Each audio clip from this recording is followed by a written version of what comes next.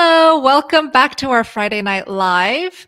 My Wi-Fi today might be a little bit blurry and choppy and just bad. So I'm currently in a rental and we're working on improving the Wi-Fi.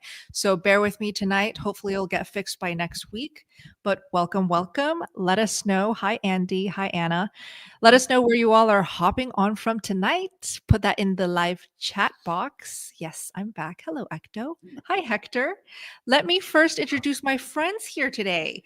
This is Janelle, Todd, and Raymond. If we all don't mind sharing a little bit about our story, starting with you. Hi, my name's Janelle. I was a vegan for 8 years, and I've been carnivore for a bit over 2 months now, and I was animal-based for like 5, but been eating animal foods for about 5-6 years now, since 2019.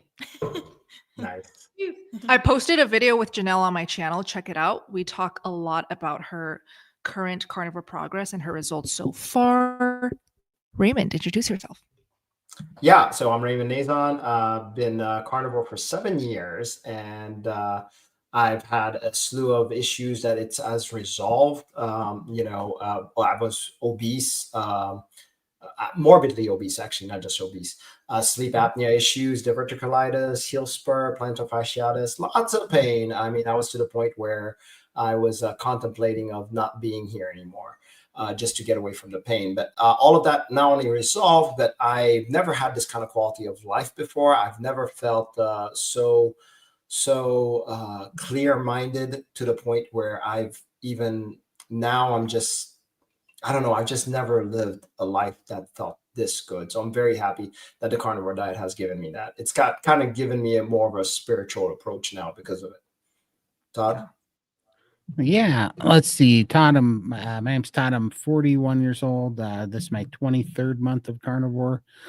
Just was real sick. I was over 700 pounds. I'm down 310 pounds now in 23 months off all medications. I was oxygen dependent before. Had anxiety, depression, sleep apnea, reactive airway disease. Serious lymphedema problems. Was always fought weight, was 600 pounds when I was 14 years old, just always fighting it. Insulin resistance, just everything. Had a long list of things. And this 23-month carnivore turnaround has made me a new person. I mean, it really gave me a new life. So congratulations to all of you guys. Todd, how's my audio? Is it okay? Your audio is good. You sound a little far away. You're looking good. If I am closer, is that better? Is it the microphone? No, that is better. That is better. Yep. No. So when we talk, we should talk right in. Yeah. Okay. Great. So if you're new to these live streams, we like to talk all things carnivore, and we like to help you troubleshoot, discuss topics that you all request for. So let me just make for our newbies here, if you have questions or if you have requests on what you'd like us to chat about in tonight's live, all you have to do is put it in the live chat box, and please have a triple capital Q so that Todd can easily see it and save it. And we will go in order from top to bottom. Welcome, Tim. Nice to see you. Hi, Ryan. And then we will just go one by one, talk about whatever you want, and answer any questions that you submit. So we'll start with the first one submitted, if you don't mind putting it on the screen, Todd. Yep. Here we go. Okay. Kia, hello.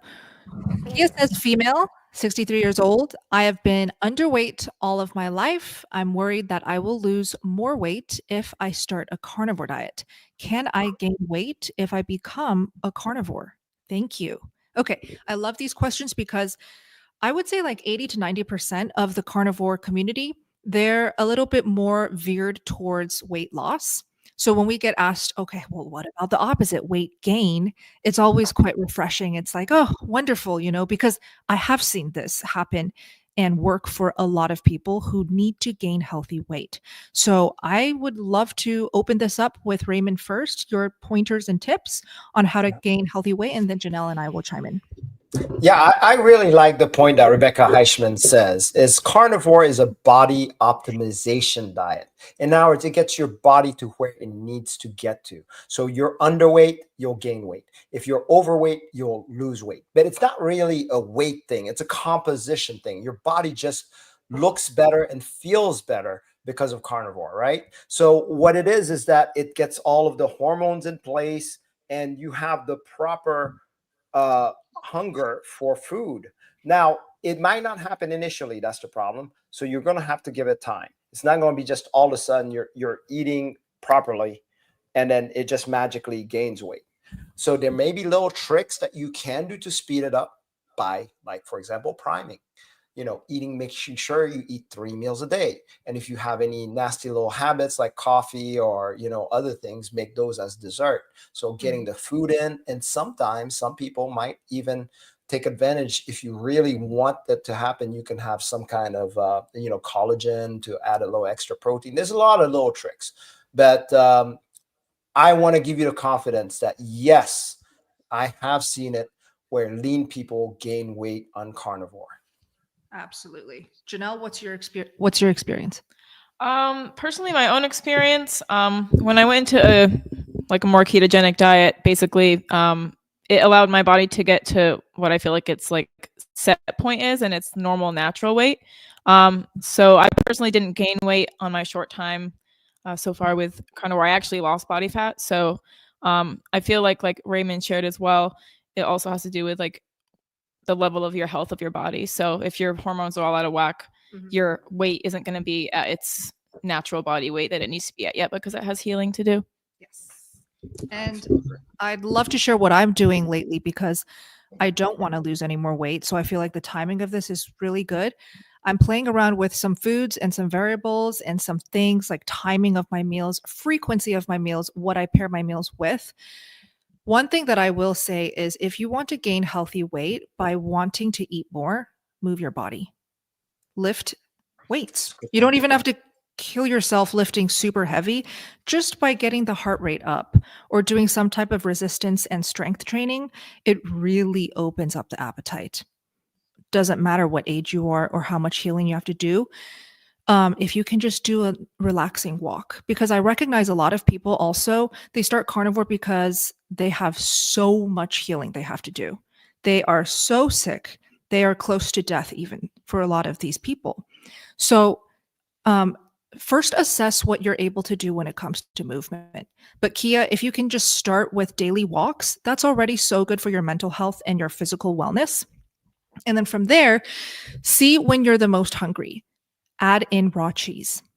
That's the best food to help you eat more, opens up that appetite. It's so palatable.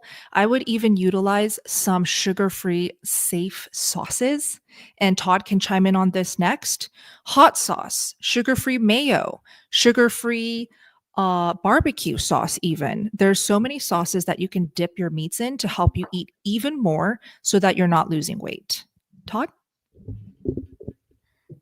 Oh, I think you're muted. Yeah. Sorry, I don't know how that happened. I've never needed help gaining weight, that's for sure. But but I can tell you that when I need more of an appetite, for sure, the dairy does it for me. The dairy, higher palatable animal-based foods. Sure. Definitely the dairy puts the weight on me. So that would be my only but I mean, I have never had that problem, but for sure the appetite goes up with the dairy for me. Yeah. And I'll just pass this to everyone in the live chat. Let's help each other out as a community. If you're watching the playback, put it in the comments below this video. What do you find helps you open up that appetite? Not necessarily helps you gain weight, because I know a lot of people, they're trying to lose weight. What helps you open up that appetite and prevent meat aversion? Share your ideas in the chat, in the comments. Let's keep going. Doodoo. Hi, love your name. Thank you so much for the super chat. So Doodoo says, hi, SBG from Singapore. Wow, that's awesome. First of all, I would like to thank everyone doing these live streams. I am doing carnivore for overall well-being. I keep slipping and eating non-carnivore foods. Any tips? I love this topic. I love that. I love it. I love it. The fact that there are carnivores in Singapore now warms my heart. Like, I'm so happy. There are carnivores in China. That to me is wild because in Chinese culture and in Chinese cooking, by the way, it's all about the vegetables and the seed oils and the rice. And a lot of women there, they really believe that you have to have rice and vegetables with every single meal. When I went back to China, actually, when I said that I only eat meat, their jaws dropped to the floor. They like couldn't believe it. So the fact that Asians are going carnivore is a wonderful thing. And I'm very happy to see this. So congratulations. Let me start off with Todd on this regarding how to not slip up and keep eating those non-carnivore foods. What works for you? Yeah, I mean, it's kind of a combination of things, but one, the first thing that I needed was I needed to know what the consequences of the non-carnivore foods were for me and what it was costing me. So, that was some information through Gary Taub and Robert Lustig to understand that we really are getting poisoned when we're eating the standard American diet and the dyes and the preservatives and the seed oils. I mean, we are allowing ourselves to be addicted to drugs that are killing us, so that's one thing. But then as far as practical things go, one, I had to make the path of least resistance carnivore foods. So that means you have to stay ahead of it and make your environment set up to carnivore foods are way more accessible than non-carnivore foods, that it's easier to get to those things, which means a lot of planning and preparation. So you got to get rid of the things that you don't want. You have to know that all your old routines and patterns that you're going to be doing were all filled with eating those non-carnivore foods. So you have to come up with a plan. You have to have, I don't know, like you ladies call it purse bacon or ribeye. Oh yeah, Yes, purse bacon, yes, lifesaver right there. yes. Yeah. Right. And for me, it was always when I felt, any kind of excuse to eat that stuff, any kind of weakness to it, I just made a deal with myself and I said, if I really want it, I can have it, but in order to earn it, I have to eat bacon and eggs until I'm stuffed, wait 1 hour. And then if I still need it as that bad, if I'm still, my brain's going crazy, if the craving's that bad, then I can have it, but I have to earn it through eating bacon and eggs first. And luckily that always takes away the craving. So that worked for me. It took about 5.5, 6 weeks and that all went away. And I haven't had a craving in 23 months. So Amazing. That is such great tips. Raymond, you go. Yeah, just like Todd says, there's this couple of things going on. So there's the mental craving and there's a physical craving. What we need to do first when we first start carnivore is to eliminate the physical craving. The mental craving will kind of be there, and these tips that Todd gave you is excellent for that. Now, how do we get a physical craving? We get over physical craving by eating enough, eating more. So the challenge that if you're eating 1 or 2 meals a day, put it to 3 meals. Never be hungry. And you'll notice if you're never hungry, you're not going to crave non-carnivore foods. And eventually you're just like Todd says, you're pretty much you're going to identify all these other food as poison automatically because you know how good you feel in carnivore foods, just like you suggested.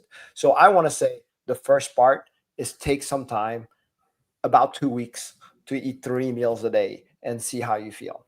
I like to call it priming, but I also like to, with priming, I like to say go comfortably stuffed to make sure you are very well fed throughout the day and not allowed any hunger. Great tip. What works for you, Janelle? So for me, I would say that honestly, just eating enough, and also focusing on, like, say I do get a craving, I really try to tune into like, why can I maybe be having this craving? Like, have I just not eaten enough? I really try to check in with my body and my mental state. Like, oh, am I just extra tired?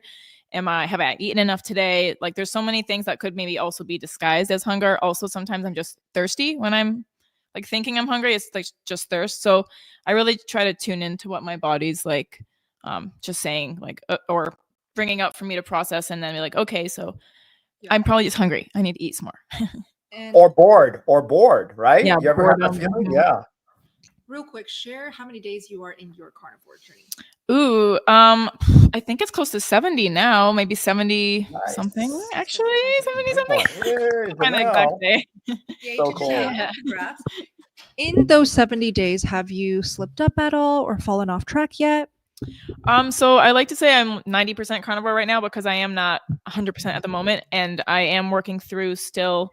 I'm still eating some things that are not 100% carnivore, and I'm not like kicking myself hard or being super harsh on myself. This has been a huge process of letting go of that kind of mindset around food for me too. So I've been being very gentle with myself and allowing myself to not do this as something that has to be like 100% or like just forget about it. I feel like that mentality alone can honestly have some people start to feel like, oh, I've just got to throw it all away if I mess up.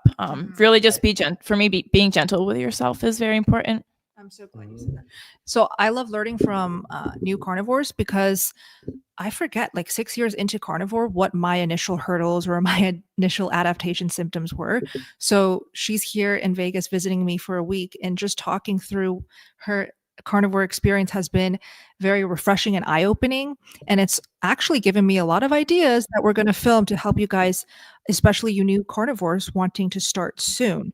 So I'd love to know everyone in this live stream. Hi, Lindy. Limitless Lindy is here. Let's all welcome her. Hi. Let's all share in the live chat and the comments. How long have you been carnivore so far? And also, if you guys want to chime in on slipping up, have you slipped up yet? Yes or no? Talk about maybe what triggered you to go slip up is great to learn from as well. So my tips for you, Dudu, is definitely what everybody said. 3 meals a day is a fantastic start. Raymond created his protocol called priming, where he walks through members to intentionally eat 3 meals a day for a period of time. You don't necessarily need to do 3 meals a day every single day and force yourself to do that. But there is a reason why it works. And there is a reason why Raymond specifically landed on 3 meals a day for 14 days at least. Sealing that habit is important, and it will keep you very strong from slipping up in the future, especially during the holidays. Okay. Eat more fat, eat more meals. That's my best tip. Let's keep going. Hi, Michelle. Thank you so much for the super chat. Michelle says, I am still losing hair. I'm 7 months strict carnivore. 2/3 of my hair has fallen out. Oof. Upped fat and protein. I'm so sorry that's happening. That is heartbreaking. Wow. Yeah. You want to go first, Raymond? Yeah, this is definitely a sign of undereating by all kinds of means. So, hopefully you're not. A lot of people go in there for losing weight and they end up losing hair because they're undereating, especially at first. What I can say is and if you can't eat too much, it's so satiating to eat carnivore food, so it's easy to undereat. What I would like is if you eat 8 more meals throughout the day, whether it's 3 meals, 4 meals, 5 meals, 6 meals, eating all throughout the day.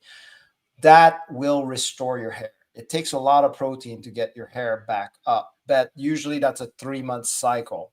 So what I want to tell you is just eat more if you can. Yeah. Kind of like, we sound like a broken record here on these live streams and in this friend circle. We typically say, oh, you're not losing weight, eat more. Oh, you're losing hair, eat more. Oh, you're not feeling energy, eat more. So we don't mean to sound like a broken record, but we have seen it enough and we've experienced it with our own lives enough to like back it up with this statement, this broken record statement. So I actually agree with hair. By the way, I do want to make note for Michelle. Hair loss typically happens weeks after the period of time that you put your body through, the period of stressful times. Yeah, Michelle says, I will try that. Good. Keep us posted on that. But hair loss happens weeks after you stress your body out. And it doesn't necessarily have to mean you underate, you were on a vegan diet. It could also mean you lost someone that you love, right? It could also mean maybe your work is giving you a lot of stress. You're not sleeping well. Maybe your kids are causing you a lot of stress. It could be a lot of things. So be gentle with yourself. Be aware of maybe did something happen in the past few weeks, like under eating or something stressful. Just that awareness can help. Just that awareness for stress, because if you think about it, okay, a lot of people don't understand this. Even though if you seem like you're eating well, but you're stressing all the time you're eating, you don't digest well.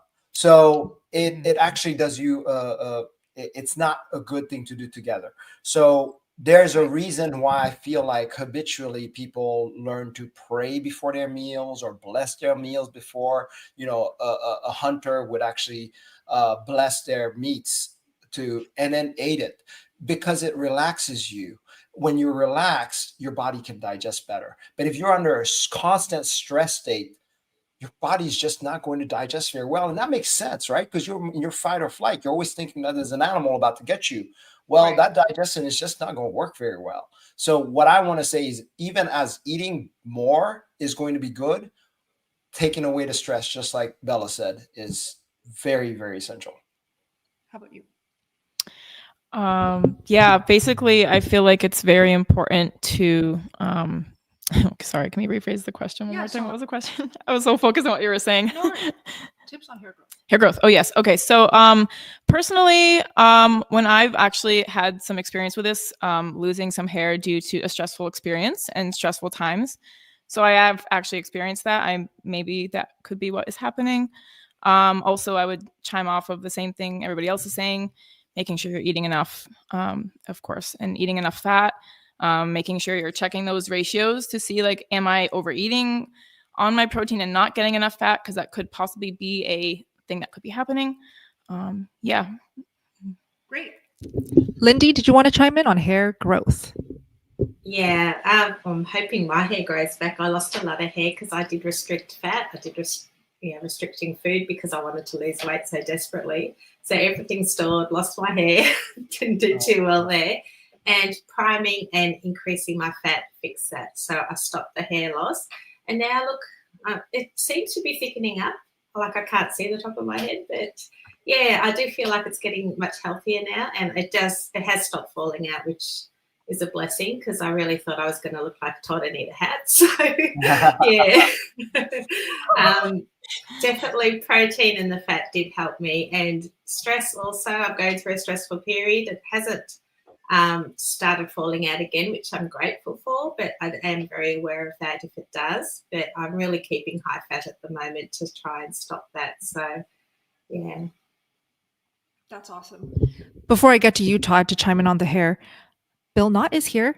Let's all welcome Bill Knott. Hello, Bill. hello. Hi, Bill.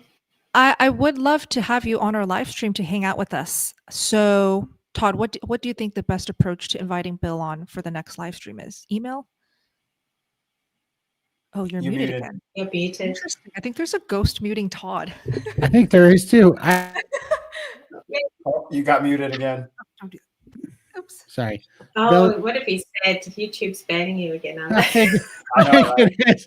They're going out of their way to shut me They're up. going after you. Wow. Yep. Me and Bill exchange numbers, so Bill can just text me. Yay, Bill. If you're comfortable, no pressure at all. We want to hang out with you and, discuss all things health and carnivore.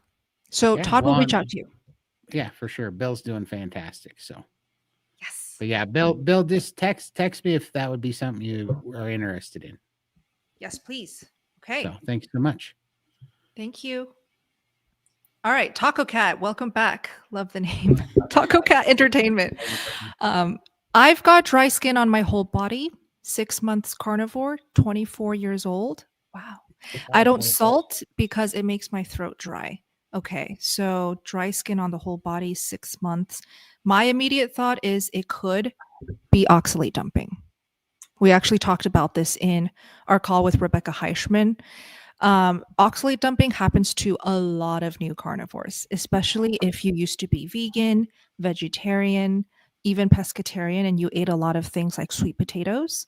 So try to remember, before you went carnivore, did you eat a lot of spices, sweet potatoes, kale, spinach, maybe even tons of black tea? These could all be high oxalate foods contributing to this sudden dryness on your skin. Raymond, what are your thoughts on this?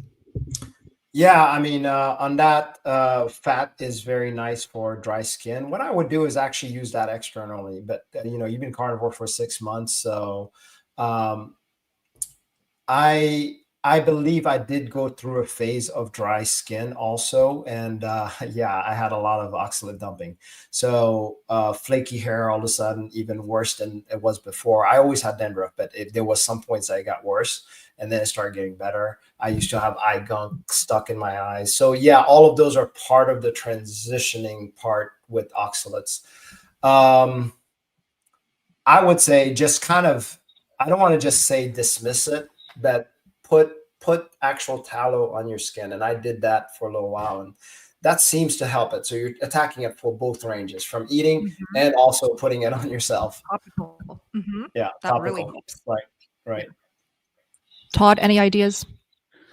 Yeah, I'd be curious to know if you started with dry skin and you still have dry skin, or if you received dry skin after 6 months of carnivore. But That's true. I always had dry skin, and that was one of the last things to go, especially if I had any lymphatic issues. So on limbs, basically, where I had lymphatic issues, that skin was the last to heal. But however, it took about 9 months, but my skin got exponentially better. But I had to do 2 things to do it. One was I had to increase my fat ratio because I was under eating fat. And 2, when I started dry fasting, that was a game changer, because that really started pulling some metabolic fluid, and it seemed to really balance my electrolytes, which really seemed to help my skin quite a lot, actually. So between and the autophagy goes in there and eats, dormant and dry protein cells, which a lot of that is skin. So it'll start to respawn skin generation. So that really worked for me. And I'm really happy with where my skin's gone. I didn't know if that was ever going to come back, but my skin on my face has gotten a lot better, and on my legs and stuff. So I would suggest those things, but it surely, even with all that said, when I do go through a bout of oxalate dumping, I get dry skin and rashes when I oxalate dump. Yeah. Yeah, same. Lindy? Yeah, it's interesting. I didn't know that dry skin was sort of related to oxalate dumping, because I go through it right now and just thought it was something else. But my legs are definitely really, really dry, to the point like I've just been scratching them like I wanted to draw blood. It was just so itchy.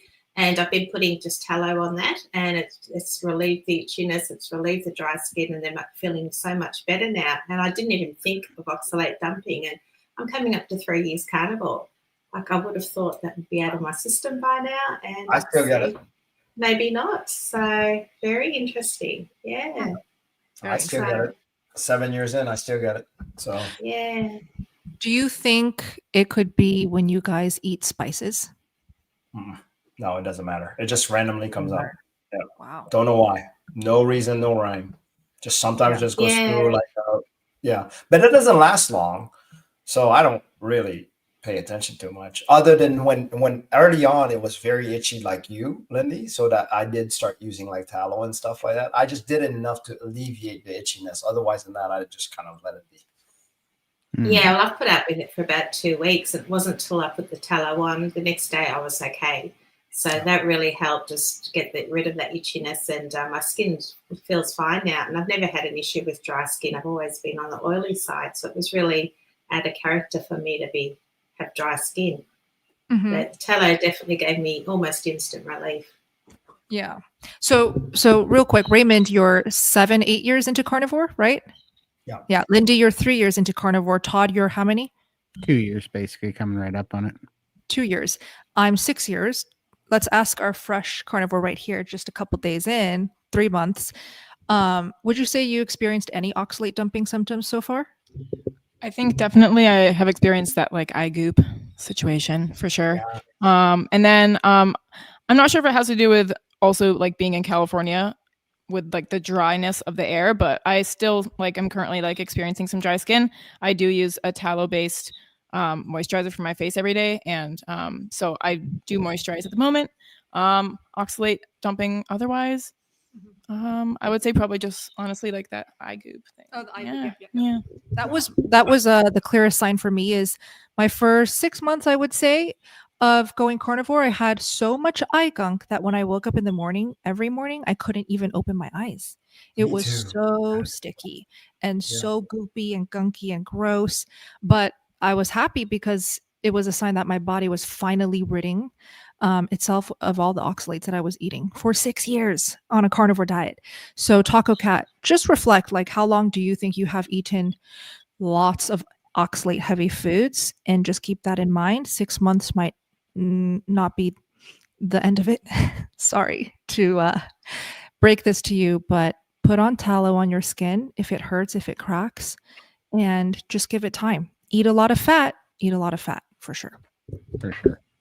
All right. I'm going to take a break to let Tim brag on us for a little bit. Yay. I was meaning to read it. Hi, Tim. We love you. So he Yeah. says, when I consider where I was when I came to SBG, which is the Steak and Butter Gang, 3 years carnivore, and where I am today, it is an easy choice for me. I believe the standard American diet's foods is first and foremost by design. 100%. As in, like, I think he's saying it's designed to hook you, right? Designed to hook us. For sure. Yeah. Get us sick. For sure. I True. had to let Tim say it, because if I do, I get banned again. Good job, smart. I'm learning. Yeah, Tim, you're the truth teller now, so keep it up in the chat. Tim's come a long way when we watched him first set out. Yeah. I mean, I it was crazy. know. He He's couldn't amazing. even. He could barely walk properly, and then now he's just like going He's upstairs. got a job again. He's working. Oh, he's got a again. job too. Oh, I didn't know Yeah. that. Yeah, he's So, working again. He's back Wow, on Tim. Yeah, back on his feet. he couldn't do Cheering. any of that before. Yeah. So it's amazing. Yeah. Celebrating Tim today for sure. Oh, yeah. And you know what he said in Rebecca's call in the Steak and Butter Gang? He said that his wife said, "Thank you, Rebecca, for bringing my husband back." And when I Oh. read that, I was so close to crying, because that is the sweetest thing to hear from somebody else's mouth, is to bring her husband back. So shout out to Rebecca Heichman as well. Yeah. Yes. Absolutely. Hi, Ruben. Thank you so much for the super chat. If I don't eat enough animal fats when I eat during the day, should I be eating a few tablespoons of beef tallow? If so, how much? I'm 52 years old and I'm fit. Great question. How to know how much fat to eat? If you guys don't mind, I would love to start with Janelle, because she's actually playing around with knowing how much fat she's eating. So how do you navigate? So for me, I honestly have just been eating a lot more fat and focusing on that first. I honestly, my diet's based a lot around cheese. So, but like different forms of cheese, like cream cheese, like regular block cheese, and then cottage cheese. But like I vary the ratios of fat in those. And I also make sure that if I'm having protein, that it always is with a fat. Like I never try to just do like protein only meals. And for me, that's been working really well. I'm just going based off of my hunger. And like, if I feel like maybe I'm a little extra low energy, I check in, have I got enough sleep, hydration? And then I start to assess like, have I ate enough that day? And then I just kind of go off of how I feel. And so far it's been working pretty well, doing the intuitive route. Raymond. Yeah. So with the animal fats, I like to look at it this way. So there is another side of this. If you put too much, like start eating a lot of butter and you're not really wanting it, what can develop is what we like to call is a meat aversion. Meat aversion is when you have too much fat and then there's like a bottleneck, like your body's like, no, then it's not going to want meat anymore. So you need to be careful with that. Okay. And I notice a lot of women have a lot more tolerance to fats than men. Us men, seem to like the leaner side sometimes, a fattier side sometimes. So be aware of that. What I want to make sure is if you're forcing yourself fats and you don't want it, don't do that. I like the part on getting it on the meats as much as possible. For example, have a ribeye a day. That'll top it off really well. The rest you can have whatever else, doesn't matter. So my suggestion is just make sure you have a real solid meat. It doesn't have to be ribeye, but more fattier type cut or actual, what's that called? Like a whole meat. A whole cut of meat. Yeah. Whole cut of meat. Like the primal cuts. Yeah, like the primal cuts. Yeah. Oh, yeah. As opposed to like what, ground beef? Exactly. As opposed to ground beef or something that's semi-processed. Yeah, or something. Oh my processed. gosh. Exactly. Yeah. So MD put in the chat picanha. Picanha. It's so good. If you haven't tried picanha, it is one of the best cuts of meat, right, Todd? Oh, it is. But the thing is, I just ate 3 full packages of it from Costco. I went crazy on it. I went ham. Oh, nice. But thing that drives you nuts where I'm at is Costco keeps running out of it. So I've been back to Costco for 4 days in a row, and they've been out for 4 solid days. It's driving me nuts. Yeah, so angry. I'm like, you get me hooked on picanha, and then you guys are out of picanha every day. So next time, if I see picanha at Costco, I'm buying all of it. And they're good prices too. Picanha. They're great. Yeah, really, they're fantastic. It's like $8 a pound. Yes, it's really. And they are fantastic. Really? Are they the primal or are they sliced for you? No, they're the primal cut picanhas, and they come in a roast. They're like 7 pounds. And I made the mistake the last time I was there only buying 4 of them. I'm gonna buy I'm gonna buy a case of them. I'm gonna buy 20 of them or more when they come in there, because those things are fantastic, and they taste like a prime cut of steak. Like they're super tender, super flavorful, and man, and I love to take them and put them on the smoker, the whole roast. Smoke them, slice them up. Oh my gosh, those things! I cannot imagine how that fat smokes up. I just cannot even imagine. So wow. The only thing about picanha, I can only handle so much of that fat cap. Really? Yeah, I can't. Yeah, I'll eat a good. You amateur. No, then I just want the lean. You know, I just want the lean afterwards. You know, Right. So, but there's something about that fat cap that there's only so much I can handle of it. No, okay, For so sure. just this conversation alone, if you take anything away from this live, is that every person is different with how much fat they can handle, like their fat threshold. For me, when I eat picanha, I can eat more fat than I ever can eat because it is so appetizing, I would say. And one thing that nobody talks about with picanha is that it comes with a crunch. What is that crunch? It's so addicting. Yeah. We just So ate good. some at, where were we? What was that? Texas to Brazil. Texas to Yeah, Brazil. Texas We to went Brazil. hard in the picanha. Yeah. Yeah, heck yeah. For sure. Yeah. Definitely. Costco's about to get a run on picanha now. It's a good thing. It's a good thing. For sure. Let us know in the live chat. Have you tried picanha yet? Yes or no? If not, try it.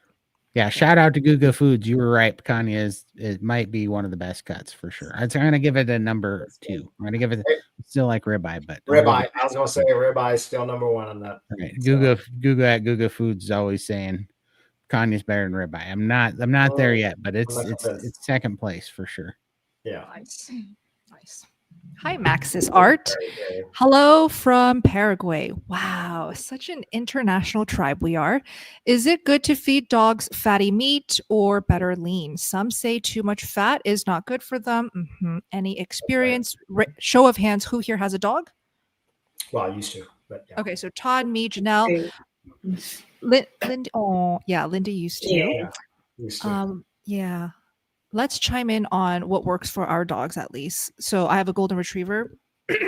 His name is Simba. He's 4.5 now. I've definitely played around with giving like fattier cuts of meat. I try to give it to him raw just for nutrient absorption. When there's a little bit of a fat cap, he has diarrhea. So 100%. I see it in the way that he digests meat, raw or cooked.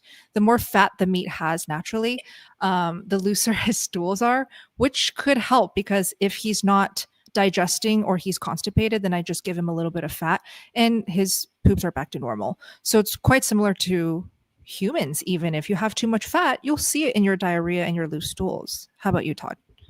Yeah, dogs aren't really meant. Their natural diet's not a super fatty one. They go after rabbits and they go after leaner. Squirrels. Yeah, squirrels, the lean animals. So they're not built for the fat. Now they can adapt to it, and it's not bad for them. And you'll see it in their coat, but especially certain breeds like my dog, my poodle. If she gets too much fat, she starts getting fatty cysts under her skin that have to be cut off. They'll grow fatty cysts and certain things, But the good news is, and the thing about it is they'll eat it no matter what, they'll eat the fat for sure. Oh yeah. But so you gotta be a little bit careful over giving them too much fat, but you can get their tolerance up. And I do think that it's good for their joints because I did increase slowly my dog's fat because my dog's going on 19 and she's a poodle and she has really long legs. So her hips, they get dysplasia. And so to kind of heal her hips, I put her on a higher fat, but I had to do it over time. And you'll know because they'll just have terrible diarrhea if you give them too much fat, you know. How about your dog? So I have a sensitive little girl. She, at this point, the kind of fat she can tolerate is chicken fat. But that's honestly pretty much the only actual animal fat she's able to tolerate. She is on a special veterinary food. She just has extremely sensitive skin. So I just did have to honor. I did actually try her when I first got her on like a raw based animal food. But she does the best on this. It's a hydrolyzed soy protein, but the chicken fat is the fat that's in that. So yeah. Thank you for the question. I want to have a little comment on that because when my dog, so that's when I started carnivore, and we had this dog for a little bit that we got from the pound, but he was older. So anyways, I thought I'd feed him a lot of fat to heal. He had like little issues with eyes and all that kind of stuff. I did see him get better, but this is where I learned and it was quick. He started turning down. At first he liked the fat. Then he started turning it down. Not only that, he was craving for his dog food. He like refused to eat any fat. And that's where I saw my first instant right before my eyes, that meat aversion. He was so fat averse, he didn't even want meat bites afterwards. So that gave me a lot of clarity a little bit that if I push too much fats, carb cravings could come back. So that's what we need to be careful. There is a balance. And even in dogs, which has a very much lower tolerance to fats, we need to be realizing that too. And it is depending on the person, of course, and breed and all that kind of stuff. Raymond, did you say so if you push the fats, carb cravings come back? That's what I've noticed. For humans too? And I've noticed from humans. That's right. What fat are you eating with carb cravings coming back? We're talking about, when I had a client where he would add on extra butter and extra all of these things, and he would just get a sugar crash. Like he said he could last about 6 days on carnivore, and then he would just crash every time because he thought fat was good for him. And I told him, back off the fats, start eating more protein. And he hadn't had, to this day, actually, you guys can check out my YouTube channel. That's who I made an interview because it was so interesting to actually watch it live. So too much fat, if you're not wanting fat, because that was my main questions. Are you doing all this fat because you want it? And he's like, no, I just know it's good for me. And that might not be the best thing for us. Well, that's the key thing there is his body's not craving for it and he's forcing it, right? Exactly. So back to listening to your body, but good to know. Yes. Hi, Tom and Nina. Question: will you give or show some recipes to serve at Thanksgiving? Thank you. Ooh, that sounds fun. I can definitely do that, Tom and Nina. I can definitely do that.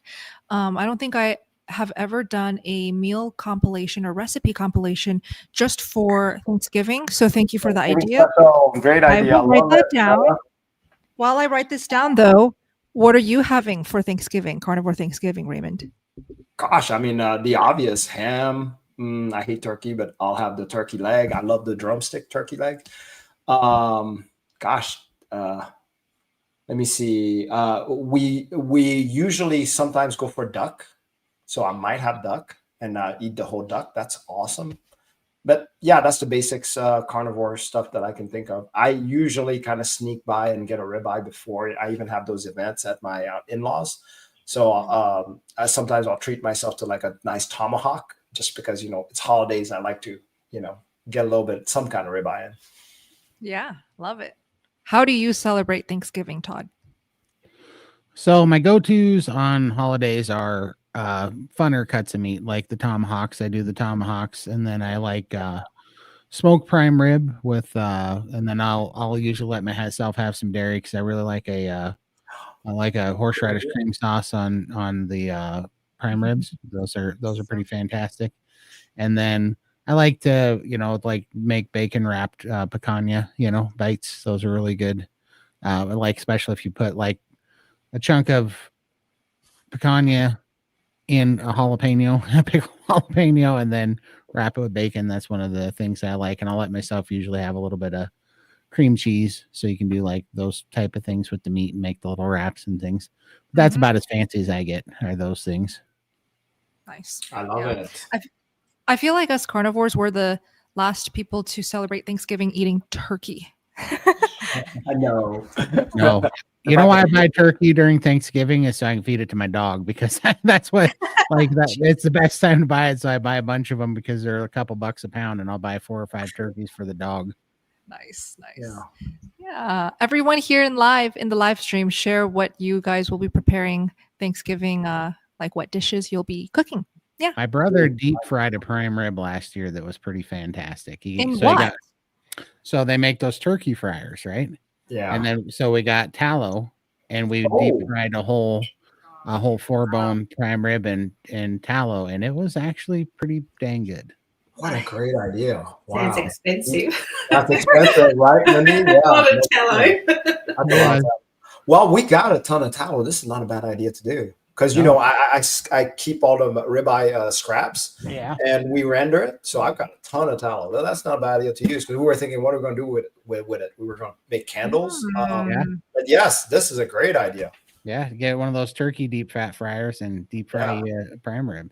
Dang, that's a great idea. Okay. I'm going to have to try looking at the chat. Let me put up some chat ideas here from you guys. Okay, A5 Wagyu. Wow, now that's expensive. Wow. Wait. Bella. Tell us your experience. Remember when you did the A5 Wagyu? Didn't you say? Yeah. Yes, I did. So I did a video of this. I had a little bit too much of the Japanese Miyazaki A5 Wagyu. This is not the American. It's the Japanese. And I legit got meat aversion for a couple days because of that fat. So fat really does matter. Like the type of fat matters for me. Picanha, no problem. A5 Miyazaki, disgusting. I can't. Like, I really can't. It sends me into nausea for days. So not to say don't enjoy it for Thanksgiving, just maybe don't overeat. Don't overeat. Well, wait. When you said disgusting, you did like the taste, though. That's not what you mean by the disgusting is the after, right? So with Miyazaki fat, the nausea hits you before you even know that you ate too much. It's dangerous. Right. Yeah. Gotcha. Yeah, I agree on Wagyu. Like our Costco has a whole Wagyu, and I know it's not the A5 stuff from Japan, but even their Wagyu stuff, I get it, and I do not like the fat in it. There's something about it. Right? Something about. I do not care for it, and it's to me it's a waste of money. However, I got to tell you, I usually get the prime rib, the primal prime ribs at Costco. And I went to a different butcher friend of mine, and I got the 100% Angus choice prime rib, but it was Angus 100% Angus choice. And I was like, well, that's just choice grade. It's not prime. He's like, it's better than USDA prime because it's 100% Angus. And I'm like, are you sure? And he's talked me into it. It was more expensive, but man, he was right. I am hooked on that stuff. It is my. Oh my gosh, it was so much different because, you know, when you get those prime USDA prime ones, they're almost a little bit too. This is going to be weird, but they're almost too soft. The prime ones, it's kind of weird. They're almost airy in a way. Yeah. Too much room, but like especially on the rib cap part. The USDA one or the Angus one, was like the perfect consistency of density and just rich and thick, and it was just even meatier, but super soft and juicy, like you cut it with a fork. It was so much better. It's like it's 3 times better than a Costco prime grade. It's crazy, and it's so much beefier too. They're really good. Interesting. I believe it because I purposely buy grain fed as opposed to grass fed. I wonder if it's like the same type of logic where if it's a bit higher quality, it doesn't even taste as good. Right. So Something weird. Like yeah. It really is. It's so strange. Saves us money, right? Yeah, right. Exactly. I know. I was kind of mad that I was praying it wasn't going to make a difference because it was like $100 more per 20 pounds. Yeah. And I was like, oh, come on. Why did it have to be so much better? Right. Huh. Right. Interesting. I've tried it and I've not seen enough difference to switch. So I'm surprised you liked it that much. Oh my gosh. It was fantastic. It was day and night different. I cut 2 steaks out of it, took it over to my brother that night. I'm like, try this and tell me if he's like, that's the best steak I've ever had in my life. Wow. No doubt. Wow. Amazing. Very inspiring. Well, let's keep going. Great talk. Anna, welcome back. Hi, everyone. 6-month carnivore, still obese, but have dropped 55 pounds so far and feeling great. Coaches, is there a way other than blood tests to tell if you're no longer insulin resistant? Raymond? That's a good question. So when you say insulin resistant for blood test, are we talking about your metabolic blood test as far as checking out for your A1C, your triglycerides, your HDL, LDL kind of combination? So I'm kind of curious if you can tell whether or not you're no longer insulin resistant. So one of the parts I can tell is from skin tags. If that starts falling off, that's a good one. Go on. I think she's asking besides testing, like Blood. period. Oh, She okay. doesn't want to test. Is there any like more reasonable and at-home ways to find out if you're no longer insulin resistant? Yeah, you can test your blood sugar. Oh, And what you're testing for on your blood sugar is how long it takes to come down.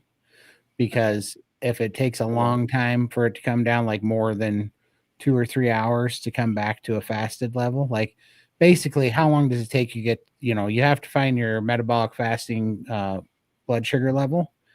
And you can do that with a little home test. And then you got to monitor it. And I think there's a chart online that tells you kind of how long it should be coming in. But most people will come down within a few points of their fasted levels within about 3 hours. But for some people like me, it can take like 8 hours.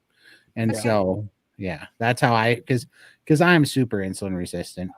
And that's why I do so much aggressive fasting, because the best way to bring your fasted metabolic set point down for insulin resistance is with long-term fasting. And that's why I do 7-day fast frequently. And that's how I kind of check my progress. So you do a blood glucose prick? Is that what you're saying? Mm-hmm. Okay. Blood glucose prick. So I think what Anna wants to know is like not even a blood glucose prick. Is there other signs that she can maybe watch for? So the skin tags, yes. And then the other one that I hear a lot, especially from Dr. Ovadia, who is a heart surgeon himself, says your waistline, like your ratio of your waist, not waist. Is it the stomach area? Yeah, height weight ratio, and then the circumference of your stomach area says a lot about whether or not you're still insulin resistant. So a lot of people, they go carnivore, they go keto, they cut out the carbs and the processed junk. And the first place to really see a dramatic improvement is the inflammation in their waist area goes down. And so a lot of doctors these days say, if that's happening, that's a wonderful sign. You're slowly becoming less insulin resistant. I don't know. Just search Dr. Barry, search Dr. Ovadia, insulin resistant. They make fantastic videos on this topic. But hopefully that helps, Anna. Lindy, did you want to share? No, not really. I wouldn't have a clue either. I don't really care. I just keep doing carnivore. It's too complicated when there's so many things. People this person says that, and I just listen to all these things and I panic. So I just like, no, keep it simple, eat my meat and try and just block out all those noises. Like I'm aware of it, but I don't don't really care. That's fine. Totally fine. I mean, if you're keeping track of one of the things, if you're keeping track of ketones and all that, how quickly you get into ketosis can matter. So you could do one of those test strips. I don't know if that counts. Oh, wow. So Anna says she's lost 11 centimeters off her waist so far. So that tells you right there. That's a great sign. You're in the right direction. That's the important part. Oh, yes, for sure. Thank you for the question. All right. Somebody get ready to mute me. Oh my gosh. We're going to talk politics. Okay. Yeah. Hello, Crypto Carnivore. Welcome. Excited about RFK, working on our food supply. You think beef prices will go up a lot if we push regenerative farming practices? Well, Todd, go ahead. No way. If we stop eating the bull crap and we cut the regulations, it's causing the farmers to not be competitive so that they can push commercialized farming, it will go down once we open up the market for it. So no, it won't. I mean, not for that quality of beef. I mean, I'm already trying to buy quality beef and it can't get any more expensive. I'm paying ridiculous. We're all paying ridiculous prices for meat right now. As soon as we get the regulations on there, that's it. Yeah. It's going to get better. I want to chime in on this because when we went to Wyoming, Bella, you remember that place where they slaughtered the animals and they cut. I forgot what the name of I the interviewed the guy on my channel. Yeah. Yep, he was so So nice. just to let you know, for that small facility, they were only using up 50% of the cow. Okay. Now these other facilities that cost millions more, they will be able to use up all of the cow, right? Now, most of those are not using regenerative practices, but it's the USDA that's actually preventing and making every cost a little bit higher. Yes, it is good for our safety and all, but that's what's making the cost a little higher. So regenerative farming, if we can get these big, massive, not slaughterhouse, wherever they process the meats. If we can get that, processing plants. If we can get that price down, then the regenerative meats will get cheaper. So I believe that if we worked, if there was some kind of statute to make it a little bit more even, where the regenerative farmers would get the same treatment as the super expensive, the big ags, the four guys who own all of these processing plants, then we're talking on an even footing, and then it will get our pricing a little cheaper. Absolutely, because what's going to happen is it's just like fracking happened, right? You know, yes, crude oil was cheaper, and it's because it's a less refined fuel. It's way easier to get a hold of. But what happened when we were able to start fracking? We opened up that market, and we started coming to our market first. The technology and everybody went through the roof to get the oil out of the ground, and we all got so much more efficient at it. I mean, I was right in the middle of that, and we produced so much oil in such a short period of time that's what tanked the oil prices. That's when oil shot back down to $2 a gallon or whatever, because they said it couldn't be done. If you open up the market and you create a demand for regenerative beef, and you start putting regulations where they belong on the beef that's hurting people and killing people in the processed foods, you're going to shift the demand over to healthy food once people actually understand that. Right now, people don't understand what the food is totally doing to them. They don't understand how bad these seed oils and these dyes are for them. So they're still thinking that's an option. Once people start to learn and people see their health coming up, and we start putting regulations where they belong on the dangerous food that's killing us all and making us sick, then that's going to create a whole new market, and that market's going to get efficient, and then it's going to get very competitive, you know? Yeah. Thank you both for chiming in. Next. All right. Crystal, welcome. What are your fat to protein ratios? Let's just go around the table. Lindy, do you know what your fat to protein ratio is? No, I have no idea. If I feel like the fat, I eat it. If I don't, then I don't. So it's just day by day. I just don't track or record anything. Janelle? Same boat. I just go based off of how I feel. But I do make sure I'm getting enough fat for sure. Raymond? Yeah, I mean, it's day by day. Some days I don't track it. First of all, I never track anything. But some days I want a lot of fat, and some days I just want a lot of lean. So that's how I go. I just go with what my body wants. Todd? Yeah. Right now I'm about 70-30, and if I'm craving more fat, then I go to 80-20, which is a 2-to-1 fat to protein ratio. But generally I stay between 70-30 and 80-20. Okay. Yeah. I also don't track. But the other day, Jorge forced me to track and also count calories, which no problem, because anything for you, Jorge, if you're still here. But I just go by cravings. So just to give you guys perspective for the newbies, first year of carnivore, I would have 1 to 2 sticks of butter in addition to my fatty meats. Today, 6 years in, I don't need a whole stick of butter. So I need like maybe 1, 2, 3 tablespoons. Some days I don't even need it at all. So just to put it into perspective, again, listen to your body. Next. For sure. Hi, JHH. Okay, so hi, Steel and Buttergal. Okay, I think that's a typo. If you had to choose a carb source, what would it be?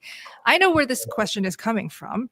So yesterday I posted a video just giving a quick update on what I've been up to, like what routines have been working for me, what little shifts I've been doing 6 years in.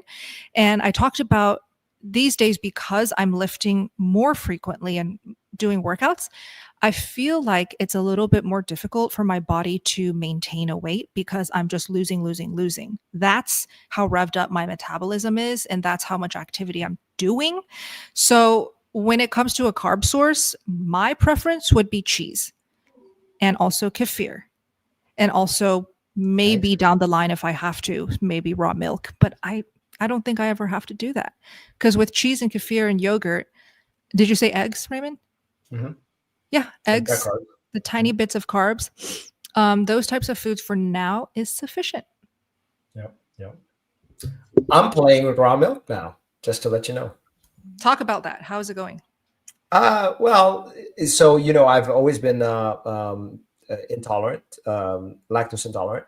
But with raw milk, it's always been less. So I still notice a little bit of that, but I don't know. It's very filling. The reason I'm doing it is because I'm adding organ supplements in there, and also I'm adding a little extra collagen on there. So it's just that extra protein. I'm trying to just really push my prime to like an absolute. That's awesome. I just want to see what's going to happen, but man, I've been feeling wonderful. So even the milk so far, I'm tolerating it very well. It's too early to tell because I've only been doing it for about half a week. So I'll let you know. Perfect. Todd, did you just now remove our wonderful Noah? I did. I booted him. Okay.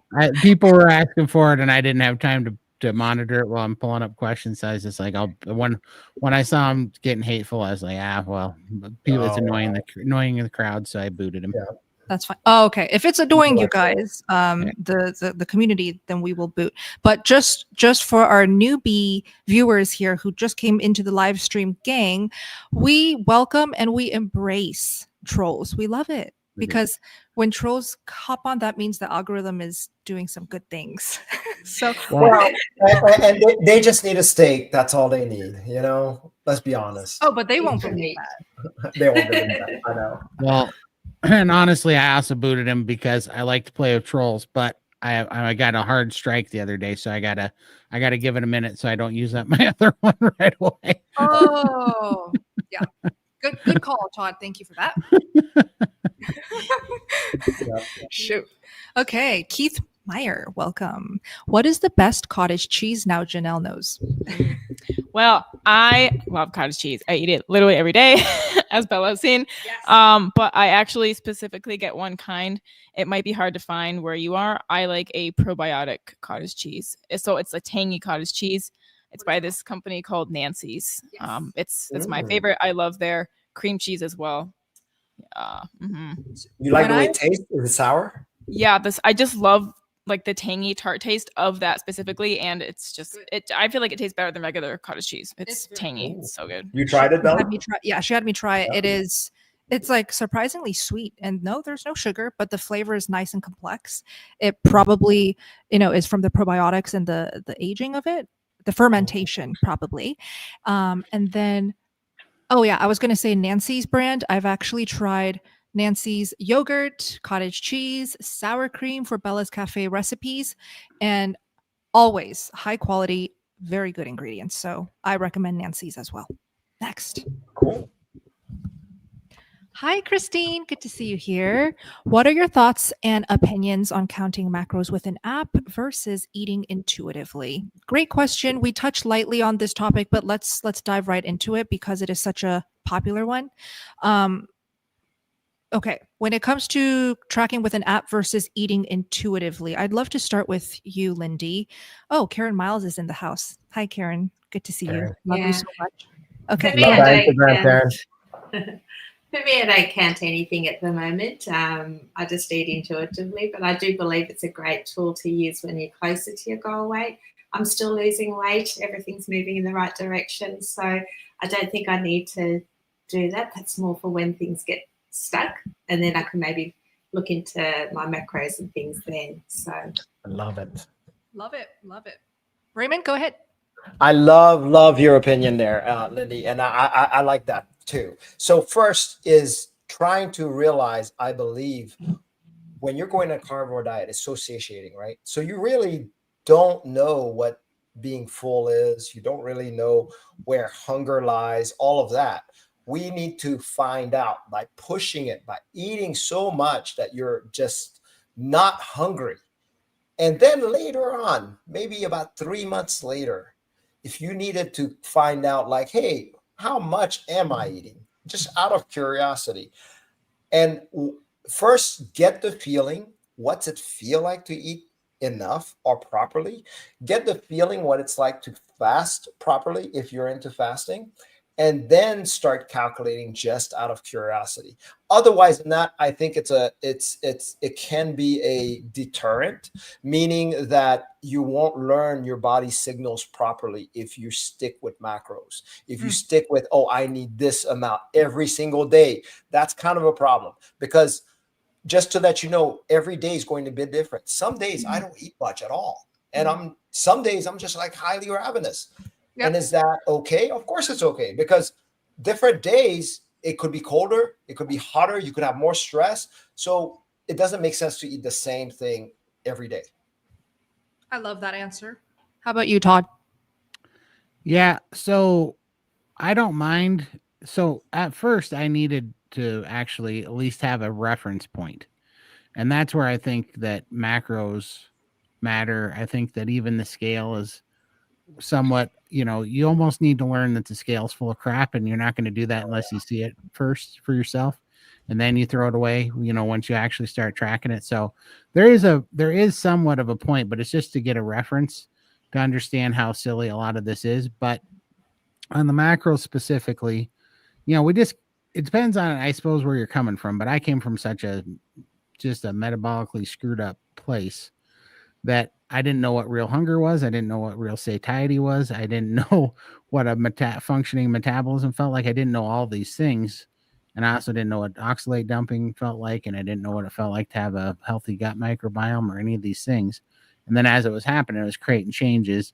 And so it was good to grab onto a little things just to get my bearings, Mm-hmm. But once you use it as a reference point, then you can just pretty much throw it away, because then you learn how to just use your intuitive eating, and then you don't need it anymore. But it was good to find my macros and things like that. For me, were kind of my true north.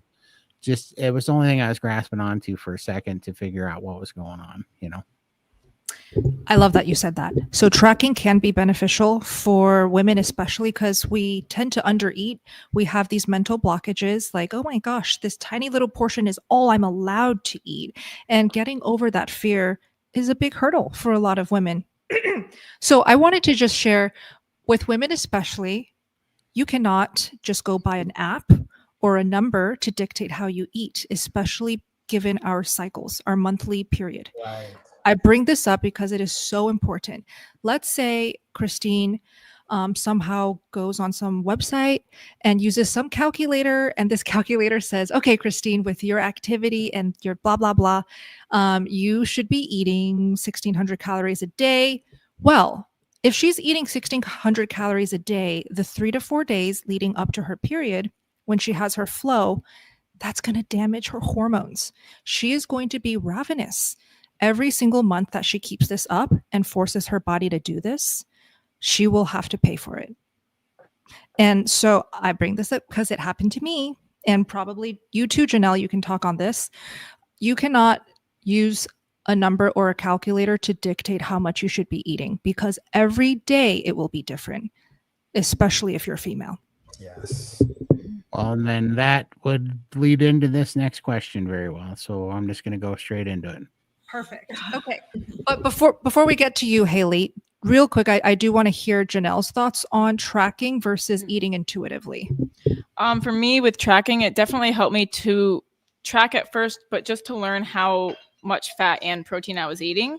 I just honestly needed to see it in front of me to start learning how much of fat to have, how much of protein to have. For me to see it really helped me personally. And I've been intuitively eating the whole time I've been carnivore. I haven't tracked and made sure oh, I need to hit this exact number. The whole time I've been carnivore has been intuitive, and I just still base how I feel off of that also. Yeah. Awesome. Wait, okay. Raymond and Todd and Lindy, guess how young Janelle is? What's her age?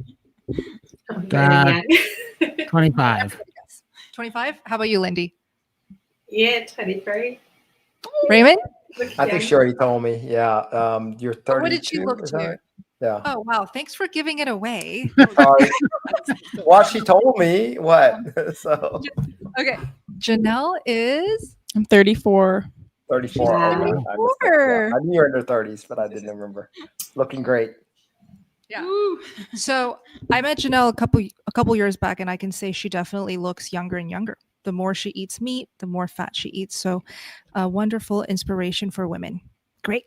For sure. Yeah. Hi, Haley. Welcome.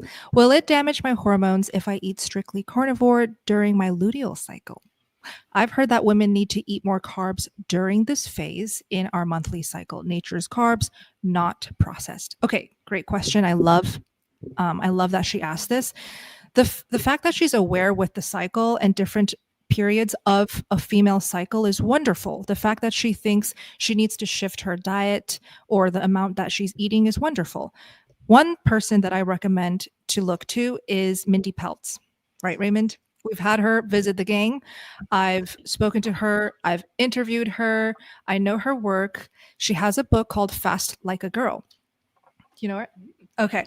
So Fast Like a Girl is all about, for women at least, how to fast to work with your monthly cycle. And I specifically asked Dr. Peltz this question. It's like, okay, if everybody thinks that we have to eat carbs during the luteal cycle, how can we do it if we want to stay on a high-fat carnivore diet? And she said, eat carnivore foods that have carbs. Simple as that. So Raymond, what are some foods that have carbs that are carnivore? Yeah, lean on cheese. You referred to that earlier. Lean on cheese, eggs, kefir, which all of those things that you said. So these have little amount of carbs. But the biggest thing that we need to realize is eating more throughout the day. Yeah. That's going to be important. So it's not just enough to just say, oh, I'm going to eat these more carby type carnivore foods. That's not enough. It's just eating throughout the day that's going to really help you through that phase. But again, I'm not a woman, so I bet I have coached many women through it. And if you'll notice some things that your cravings go up like a little bit before. So try to be aware, just like in Fast Like a Girl, it talks about being aware of like there's like little 5-day difference in these cycles. So whether you're going into like maybe I shouldn't talk about this, the actual period or before the period, all of that. See, all of that matters because the cravings change. When you're on your period, according to Dr. Mindy Peltz, that's where it's a good time to fast, when you're actually starting to bleed. Sorry, I should mention it that way. Anyway, starting your period. No worries. No, that's fine. Like I like to use the word flow, but I also call my period Shark Week. And whenever I say it's Shark Week, at least on Instagram, people are like, oh, is that a fish diet? Are you only eating seafood these days? Like, no. But what's your experience with your period? Well, with my cycles, I actually, when I was 17, I was diagnosed with endometriosis, and through fasting, I healed. I actually healed any symptoms of endometriosis. Back when I was 23, I did that. Yeah. And and I in the past was put on birth control, so that also, like, I believe did cause that and can affected my hormones immensely. And for carbs, for me, I do eat cheese and cottage cheese, half and half every day, personally. And I just love cheese. It's one of my favorite foods. And for nature's carbs, I don't eat anything that's actually like, I don't eat honey. And I actually stay away from yogurt. Just personally, I just like how the cheese makes me feel. That's awesome. Do what works for you. So hopefully that helps you, Haley. But look into Dr. Peltz, Pelz. Todd, can I just put up one comment? Because we love answering questions. We love helping you guys out. But my favorite thing is just a sense of community when I do these live streams. I love hanging out with my friends, which is why I always bring them on every week. But I also love seeing all your updates and victories in the chat. This just popped up for me from Jason. And he says, I've lost 32 pounds over the last 50 days on carnivore. Incredible. And that he's been using Bella's recipes. Yay. Very excited. This has been huge in helping. Thank you, That's Jason. what's up, Jason. Awesome. Very Incredible. encouraging. Yeah. All right. Hi, Hector. Is this diet bad for colon? Well, where's Dr. Phil when we need him? I know, right? Soon. He'll be He's here coming. soon. Yeah. My colon's perfectly fine, no issues. Does anybody really want to fast. chime in on this one? Dr. Phil Yeah. would be fantastic, but he's coming soon. Yeah, let me chime in on that because I have a IBD, the diverticulitis to be exact. Okay. So I just did a Cologuard because I refused to get the colonoscopy. So, and I came out totally clean. And she said, my doctor actually said this is a very sensitive test. So anything pops up, it will actually put it as negative. I had a clean bill of health, and it's like, we don't need to see you for another 3 years. And I'm like, wow, that's pretty good. This is somebody who I've been having this kind of aggravation for a while, this IBD for a while. So if it's bad for my colon, well, I do believe that I would have gotten much worse and probably had to have surgery because they were threatening me with surgery with the diverticulitis already. I say they threatened, sorry. They were offering me that option for surgery and the potential of going on a bag. And I was like, there's no way I'm doing that at 45. So, I did the diet, and luckily enough, somehow I don't even feel any of the flare-ups as much. I still have them, but they're so tiny, it's not a big deal. So I believe that there's actually healing to my colon, but I'm not a doctor. So Yeah, I would just refer you guys to Kent Carnivore. I think he's he's absolutely the authority on colon and gut health and digestive tract health and carnivore, and it absolutely healed him. And his stuff was so bad he had to have his colon removed, and what saved his life is carnivore. And also, and compared to what, Taco Bell's bad for your colon, not carnivore. You know what I mean? Wait, he actually had his colon removed though? Yeah. Oh, wow. He had his colon removed as a vegan. And then he had to go to, what's really amazing about him is when you watch his story, he's got a channel called Kent Carnivore, but he has a colostomy bag. And so he gets to see how everything goes through him and how it digests. Right. And the thing that is the most absorbed and the most utilized by the body is always the meat. There's the least amount of trouble and gases and fibers and buildup and sediment and all that crap from the meat. He said it just comes out as a liquid, where everything else is just a gas and just it'll actually blow up his colostomy bag and stuff from the gas from all the fermentation in his gut. Yeah, it's gross. And what that stuff does in our gut. And so to me, when I started listening to Kent Carnivore talk about it, I'm like, this is why literally, if you watch him, you can see why we only poop a couple of times a week when you're eating just meat. It's because our body absorbs 90 whatever percent of that stuff. And it's not just toxic crap. And this is why, that's why I give my friends a hard time when they're like, oh, all that meat's bad for you. It's poison. You're going to get, colon cancer. It's like, what's not normal is eating Taco Bell and then having to run home and get rid of it an hour later.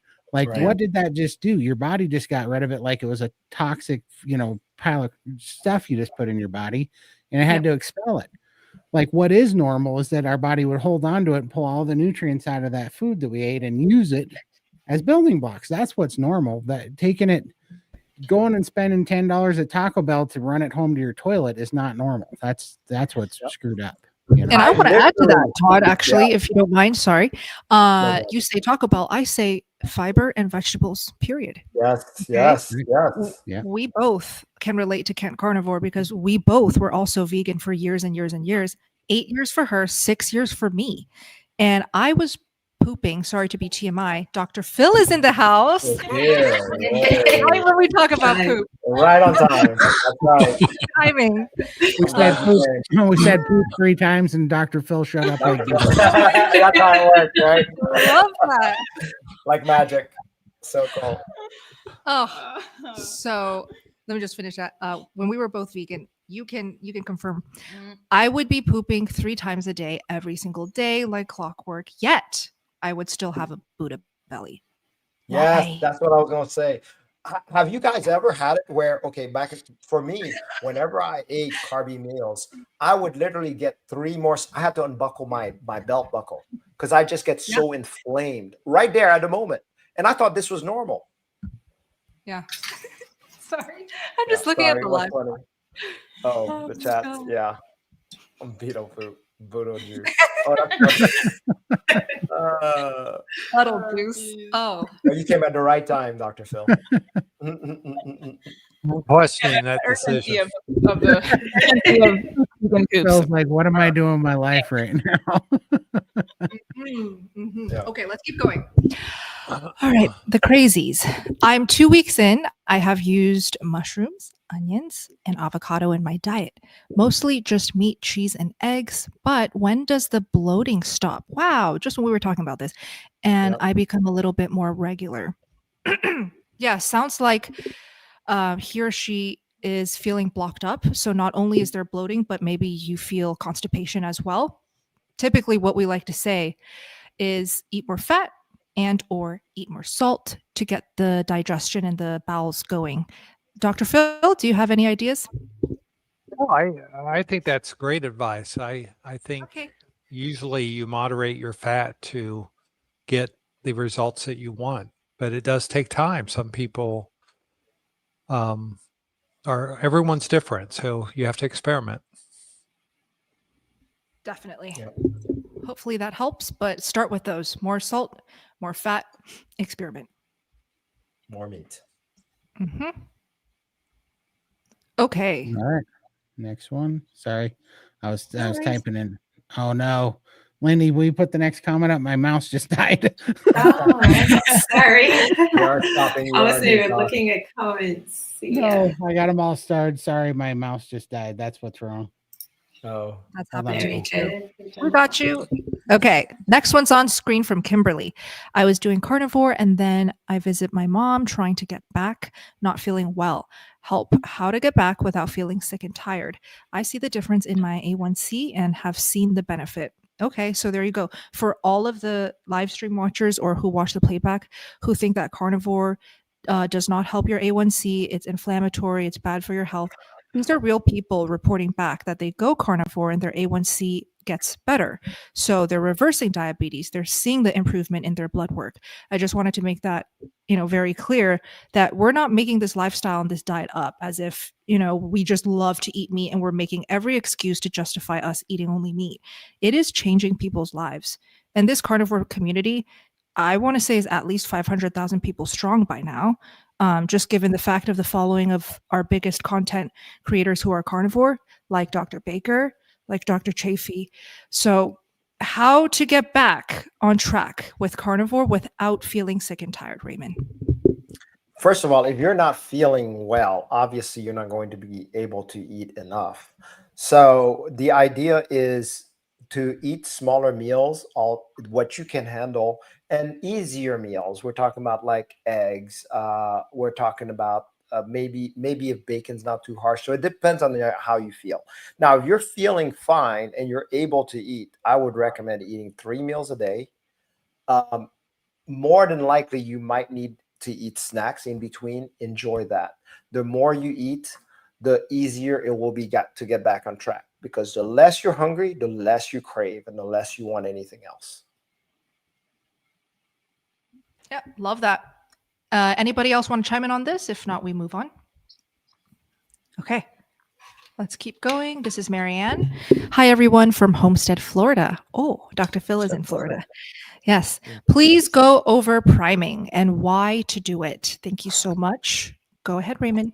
Well, okay, I'll go over priming, just kind of the overall basics. Priming is a period right about 2 weeks that helps us get over our cravings and also gets us properly nourished to the point where we'll actually want to automatically fast. So the idea is to start out with the first week eating 3 meals a day and having snacks. But one of the most important things, a lot of people who skip meals are usually the ones who drink coffee.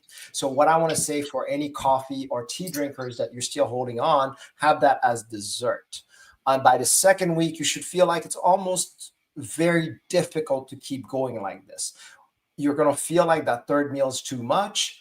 Then that's where on the third week, you'll play with the 2 meals a day and see how that feels. But the idea is to get enough nourishment in where you don't feel the carb intensity. It's all mental and it's not even there really. You just don't want it as much. That's the basic concept. Yeah. Anybody else? Perfect. Sorry. Okay. Yeah. On you. I was fixing some technical difficulties. Okay. All right. Phil, did you want to chime in? Because, you know, you always have such a great Well, explanation. I always like to say that your reason for priming is different depending on where you're at in the journey. Yeah. So if you're new to carnivore priming can kind of build a solid foundation. But some people say, well, I've been doing carnivore for 2 years. Why should I prime? And I would say, why not? Priming helps to nourish your body, and most of us undereat, even chronically on carnivore, and it gives your body an opportunity to take a couple weeks to re-nourish and build yourself up, especially if you've been doing a lot of fasting. And you may have some deficiencies that you don't even know you have, and priming can sometimes reveal that and give you kind of a second wind, so to speak, because you're getting your body renourished. And for me, I used it to reset my metabolism. I hit kind of a plateau in carnivore, and whenever I hit a plateau, I reprime, which is exactly what people don't want to do. They're saying, well, what do you mean? I haven't lost any weight for the last 10 weeks. Why should I eat more? And it's, well, because you probably aren't eating enough, and you need to get your hormones back renourished, rebalanced, and priming will get that done. So anyway, that's my 5 cents worth. Very valuable. And I want to chime in next. When I primed, and I've primed many times throughout my 6 years of carnivore, and Raymond has seen me need priming like 4 years in because I was getting a lot of inflammation due to a lot of travels and a lot of stress in my life. But my first year of carnivore, I primed for 6 months. Okay. And this goes to show each person may need very drastically different lengths of priming. Some women may need 6 months like me. Some men, they can go by with just 2 weeks. I see priming very similar to makeup. Okay. I'm a girl. I love makeup. I love playing with makeup. Right. And we use a product called primer. Why? What is the purpose of this makeup product called primer? It's so that your makeup stays on your face. It looks natural. It looks beautiful. It doesn't melt off if you're in heat. It doesn't look cakey and unnatural. So I see priming when it comes to eating as a way to prime and prep your body for success. Yeah. Nice. So I thought about this the other day when I was playing with makeup. So yeah. No, you're right. It's called a primer. Yeah. Don't they do that for painting, right, Todd? Yeah. gosh. For sure. That's true. Yeah. With painting and oil painting as well. Yeah. We can't hear you, Phil. Really? Oh, there Can you you go. hear me at all? Now, Now we do. Okay. Oh, maybe it's just my end. That's weird. I saw your lips moving, no sound. Yeah. Oh, did you want to chime in, Phil? No. Okay. No, okay. I'm No good. worries. I'm good. Okay, no worries. So, with that being said, do you have to prime? No, but I want to give a lot of credit to Raymond for being bold enough to make this protocol. No one would be bold enough to say, oh, you're not feeling great, you're not getting energy, you're not losing weight, you're not growing back hair. Well, eat more. But Raymond made that protocol, and he was the one who brought it to the forefront of this carnivore community. So for everyone who's wondering about priming, hopefully that helps. Yeah. Perfect. Hi, Katrin. Hello. First 3 months, triglycerides went down to 80. That's great. Next 3 months, it went up again to 111. How is that possible? Strict carnivore didn't change in that 6 months. Thank you. Dr. Phil? Well, I'd like to take this one. So, Yeah. first off, triglycerides change from moment to moment, so they're not always the same. Your target should always be to have them under 150. The lower, the better. But most people don't recognize the fact that your lipid profile has been standardized to a very specific fasting time. And that fasting time is 12 to 14 hours.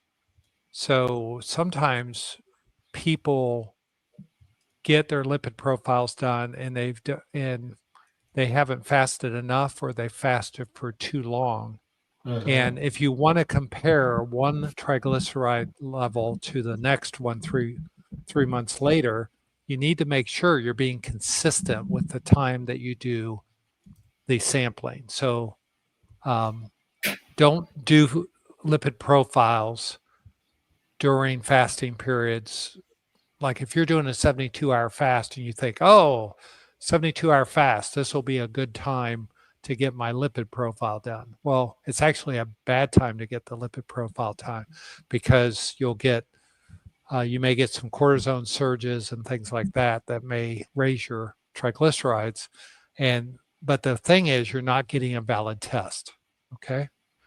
So I'm trying to think of an analogy off the top of my head. It's like if you're going to you guys know about locks that raise and lower boats? Yes. Okay. If you say, someone says, how deep is the water? You got to know if the lock is open or the lock is closed, because there may be 40 feet different between those two measurements. And so you either need to measure the water depth completely emptied when the locks are open, or you need to measure it when one end is closed and it reaches its very, very top level where it's level. Because if you measure anything in between those two levels, you're going to get spurious results, and you can't make heads or tails of it. I hope that makes sense to people. Always does, Dr. Phil. Thank you for that. Okay. Danny, welcome. Why are coffee and dairy shunned on carnivore very often? And is decaf a way around caffeinated coffee? I don't think they're shunned too much, but No, not shunned. yeah. Maybe it's specific channels who need to be a little bit more strict and who need to be on a lion diet, which makes sense because typically coffee and dairy can cause a little bit more inflammation for those who need to heal autoimmune issues. So I always like to reference somebody like Michaela Peterson versus maybe someone like Raymond when he first started. They're going to start off carnivore in a very different fashion because of what they need to heal. So Raymond, why don't you start? Like, what are your thoughts on this? Yeah. So first of all, on dairy, I feel like that's a great way to start carnivore, because you've got, well, not just a great way. So you're going to eat meat too, but this encourages your appetite. So we're all about eating more, right? So anything that encourages appetite, such as dairy, is great. Now, all of that said, is if you don't have any issues with dairy, you don't have lactose intolerant or anything like that. And of course, we're not talking about milk from the grocery store. If we're talking about milk, it's raw milk. So that's another distinct. That's why we don't like the dairy too much on that part. Now, as far as coffee is a different story. Coffee, we notice that dampens our hunger. So that's why so many people are skipping breakfast. But their body actually is crying for food, but we're dampening it with the chemical that's in coffee. And yes, decaf kind of does the same thing. So this is why we say, hey, coffee as a dessert, which is part of the priming protocol, eating 3 meals a day, coffee as dessert, not feeling any hunger throughout the day so that your cravings aren't there. So that coffee has a lot of other things. Read Caffeine Blues if you're interested in quitting coffee. It's got a lot of facts on there that you didn't realize how many chemicals comes in coffee. Remember, coffee beans create a certain pesticide, which is the caffeine So the coffee products creates that so bugs don't get on it. It agitates them to the point where they'll die because they're so agitated and anxious. That's what it does to us. In a way, we use that as an advantage to do more things, but it can get to the point where it can cause extra anxiety, sleeplessness, all of that stuff. Yeah. And is decaf a way around caffeinated coffee? Did you answer that already? Yeah, well, I mean, I'm just going to say, I mean, if you dilute poison, you know, is it still poison? I say yes. So in a way, it's kind of the same. It may be a little bit better of a poison, but I don't really buy that. Sorry, Okay, so I didn't say that out you're loud. the reason why people think coffee is shut. Okay. Coffee is not a problem. Enjoy your coffee. Gosh, You know, that reminds me of shouldn't have used something. poison. My bad. Yeah, this reminds me of something my brother said once. He said the definition of an oxymoron is when he called the pickaxe. He goes, "We had to go buy a new pickaxe for digging a trench." He goes, "Oh, that's a good pickaxe. Let me buy that one." And his boss told him, "There's no such thing as a good pickaxe." That's an oxymoron. There's no such thing as a good poison. Yeah. Yeah, that's a hard truth I'm still trying to swallow, but I don't care. I'll still drink coffee. Wait. Let's be honest. You're 6-year carnivore, Bella, Yeah. and you've had all of this healing, keeping Sure. coffee. So to me, that's not a problem. You know, you Okay. guys want to hold on to your coffee, hold on to it. If it's affecting you though, and you're honestly feeling like there's an effect that's negative to you, then yes, go Yeah. without. You went without it for a little bit. Yeah. You probably did. saw a lot more positives on the coffee than without the coffee, right? Every time you talk about my phase of coming off coffee, your face just gets so sad. Yeah. And you guys missed that phase. I don't think you guys were on the team yet, but No. I did quit coffee cold turkey actually with Raymond's recommendation, and I don't think he's ever seen me so I just was like, sad. have the coffee, Bella. Have the coffee. You need the coffee. Please have the coffee. Get back on. Yeah, That's great. what I want too. Yeah. So Raymond, you got me to quit coffee, and when I joined SBG and started doing priming, I was a good little soldier and cut coffee out for 6 weeks, and I really didn't feel any different one way or another, but it took away. I already had a problem where I wasn't eating with my wife dinner because she's not carnivore, and so we were missing the morning ritual of having our morning coffee together. And so I re-added it in because it's the way we start our day together. So, and I won't give it up because of the ritual. And the whole time I was off, I drank hot water. I still, which I thought was really weird. And I didn't think I'd ever like that, but I actually liked it. But she likes me to get up. I get up first and I always make the coffee. And so it's a way to serve her. And, you know, I just follow That's through. good But I could go back to the water. But I think there is cultural stuff here where it's worth the risk. But I do agree if you're struggling with your appetite, it does artificially change your appetite for fasting and also for priming. And you got to be careful with it. So it's not a bad thing to give it up short term. Yeah. Yeah. And I love Great that. point. I love that. 75 years of coffee, and it must be a slow poison. Some people seem to tolerate it with no problems at all. I mean, it's incredible. Yeah. But there are some people who are very sensitive to it too. So I just know that it does affect our eating. We can't. So that's all I'm saying is just eat it as a dessert. At least at first, drink it as a dessert.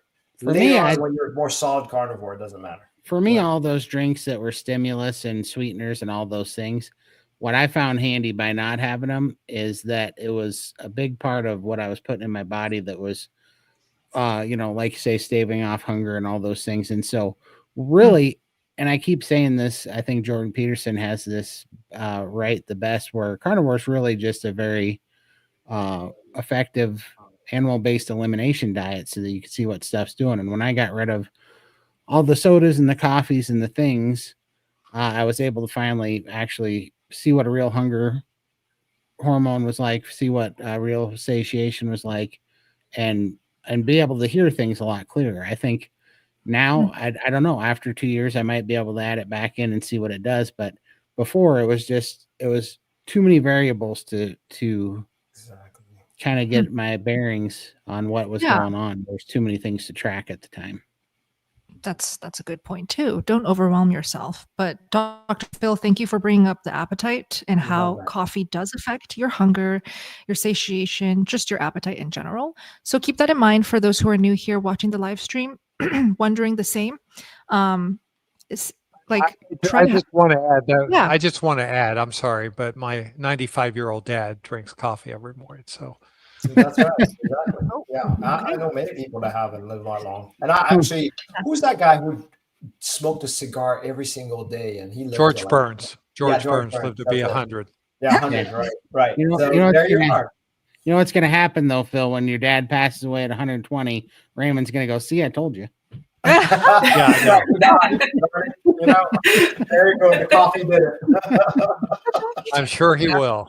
Yeah. So I mean, it's really that's the thing. Look, you guys got to know yourselves. So I love that, Dr. Phil, you just were honest about a ritual for you and your wife. That quality matters. You know, keeping a happy wife actually keeps you living longer too. So, let's be honest about that. So That's I love true. that. That's true. Good Your lie your wife could be worse harm to your health than your coffee if you don't keep your Yeah, and we're going to be celebrating 43 years soon, so I'm not ready to trade her in. Exactly. Yeah. Exactly. Love it. Wow. So let me just ask everyone in this live stream. Usually I'll ask the question, hey, do you drink coffee? Yes or no? But today I'm going to ask a different one. Does coffee negatively affect you? Yes or no? Put your answer in the chat. Let's keep going. Sorry, that's me, isn't it? Hello. Oh, that's sorry. Good morning, Okay. Lindy. No worries. Well, Todd usually is the host here. So Yeah, I thought you were back. My mouse went dead, and I'm charging it right now, so I'm trying to let it get some batteries right now. I got Yeah. this. Thank you, Lindy. How do I know? This is Griselda. Welcome. How do I know when I'm eating too much fat? Diarrhea, loose stools, maybe some stomach upset. Raymond? Yeah, meat aversion, eat everything that Bella mentioned. I can't think of anything else. So too much fat. Oh yeah, just if you're starting to look at meat and you're like not liking it, it's more than likely the fat, too much fat. So just think of that. I don't Yeah. know, but I was could be just also the rendered fats. I was thinking that. Did we ever mention nausea. rendered fats? Nausea is Yeah. a good sign for me. When I first went carnivore, eating too much fat, and my threshold was very high. But when I ate a couple bites too much, or when I ate that A5 Wagyu, nausea for me. Anybody else? Yeah, when it tastes bad. Sometimes I just taste awful and I just don't want it. When it stops tasting That's good. it. Stop saying Yep. good. Yeah. Yeah, that's basically my only guide on that. Is I feel like if I'm having gluconeogenesis, I'm not eating enough fat, and when it starts tasting bad, I'm like, and that'll happen. I'll make 3 ribeyes, and the first ribeye I'll eat it, and the fat is the first thing I want. The second one, it starts not tasting good, and the third one, I can't even think about it, but I still want the protein, and I want the lean meat. Very cool. Yeah. Yeah, I recently have had a kind of not liking the fat in the, you know how the ribeye sometimes had a big hunk of fat in the middle of it? Yes. Yeah. And sometimes I'm like really craving it, and other times I'm not. Yes. And so I will trim it out and throw it in the air fryer and cook it for 5 to 10 minutes, no matter what, to just get it as dried up and hard and crispy as possible. Mhm. And I love it that way, but I don't want to cook my steak so long to get that internal fat that way. So, Too much work. Yeah, and the steak doesn't taste as good. so Yeah. I think it's a way to keep giving my body the fat, even when I'm not desiring it as much. So that's a little trick that I've learned to do.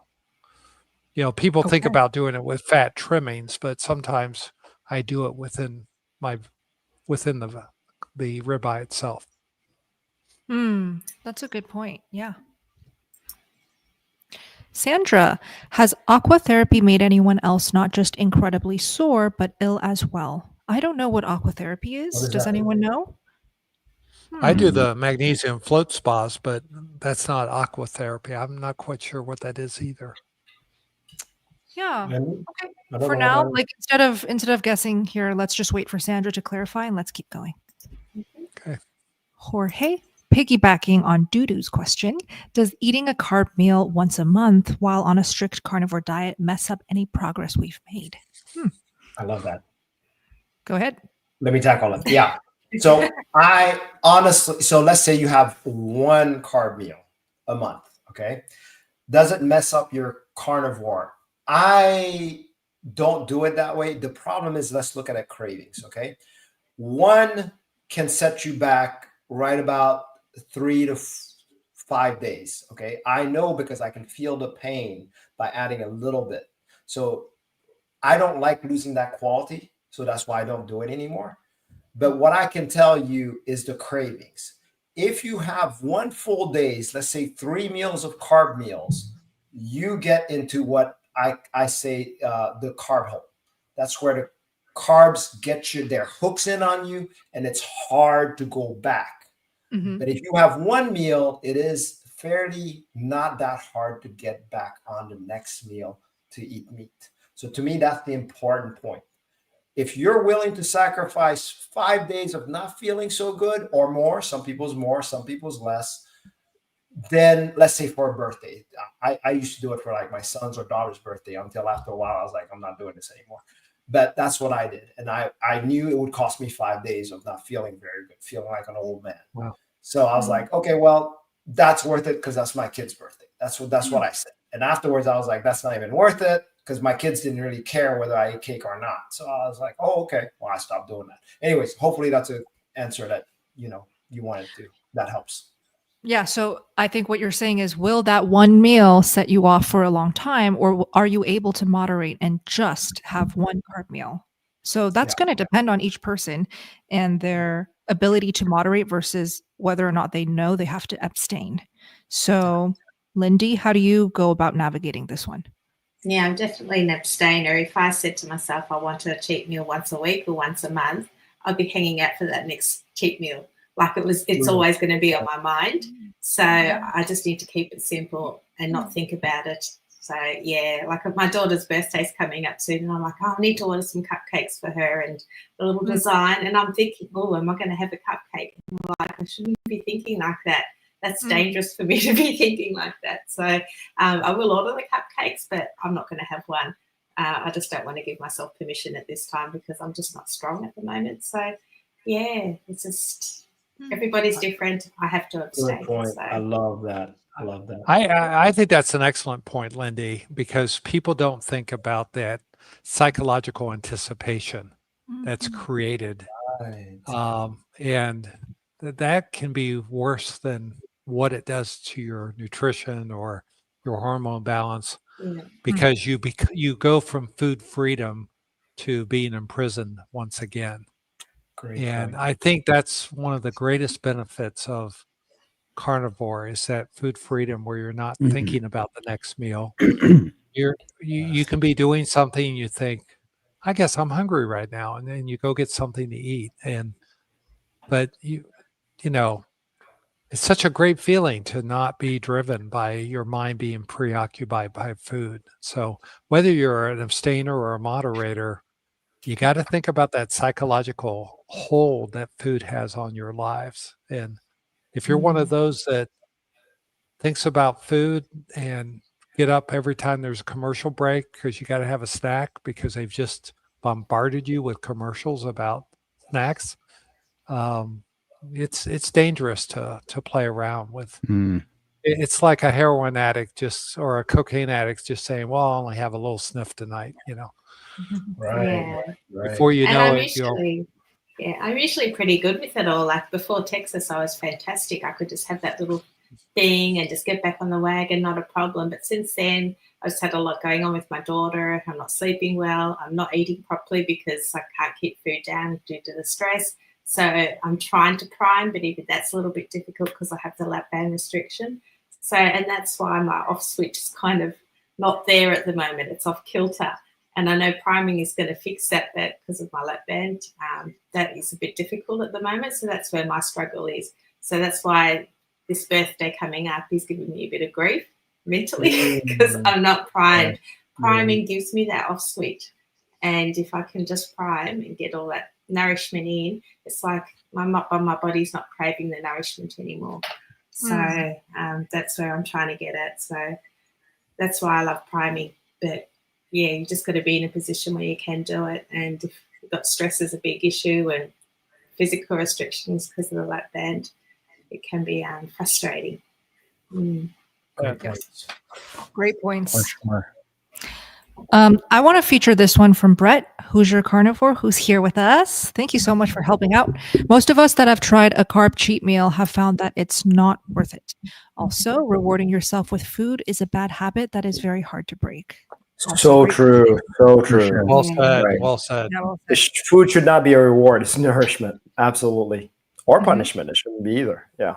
For sure. Well, and I always think of it like I don't negotiate with terrorists is what I always think of. No, I love that. Well, seriously, because they've turned the idea that carbs are a cheat meal or a treat, and really they're a drug that's causing us all so much sickness and pain.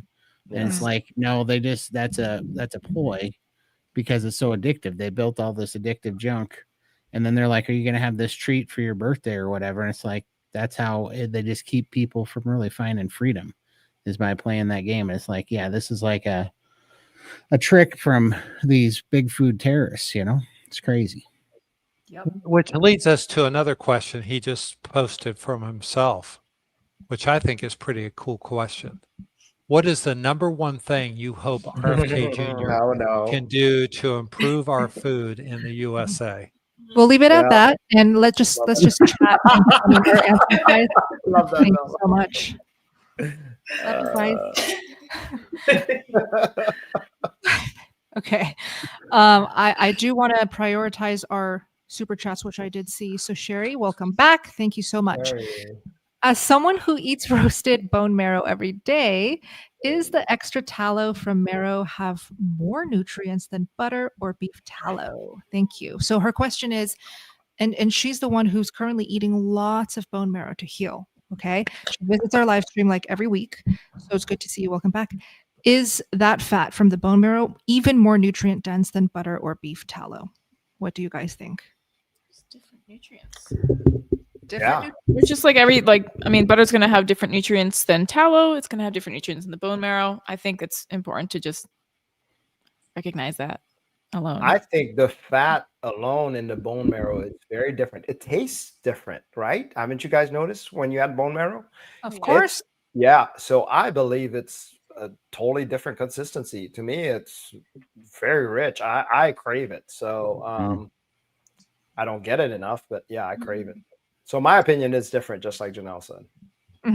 I feel like it's different. My favorite place in Vegas to eat is the Wicked Spoon because they have a all-you-can-eat Vegas buffet of really top-end meats. But one of the things, they have a all-you-can-eat bone marrow that's sliced open and flame roasted.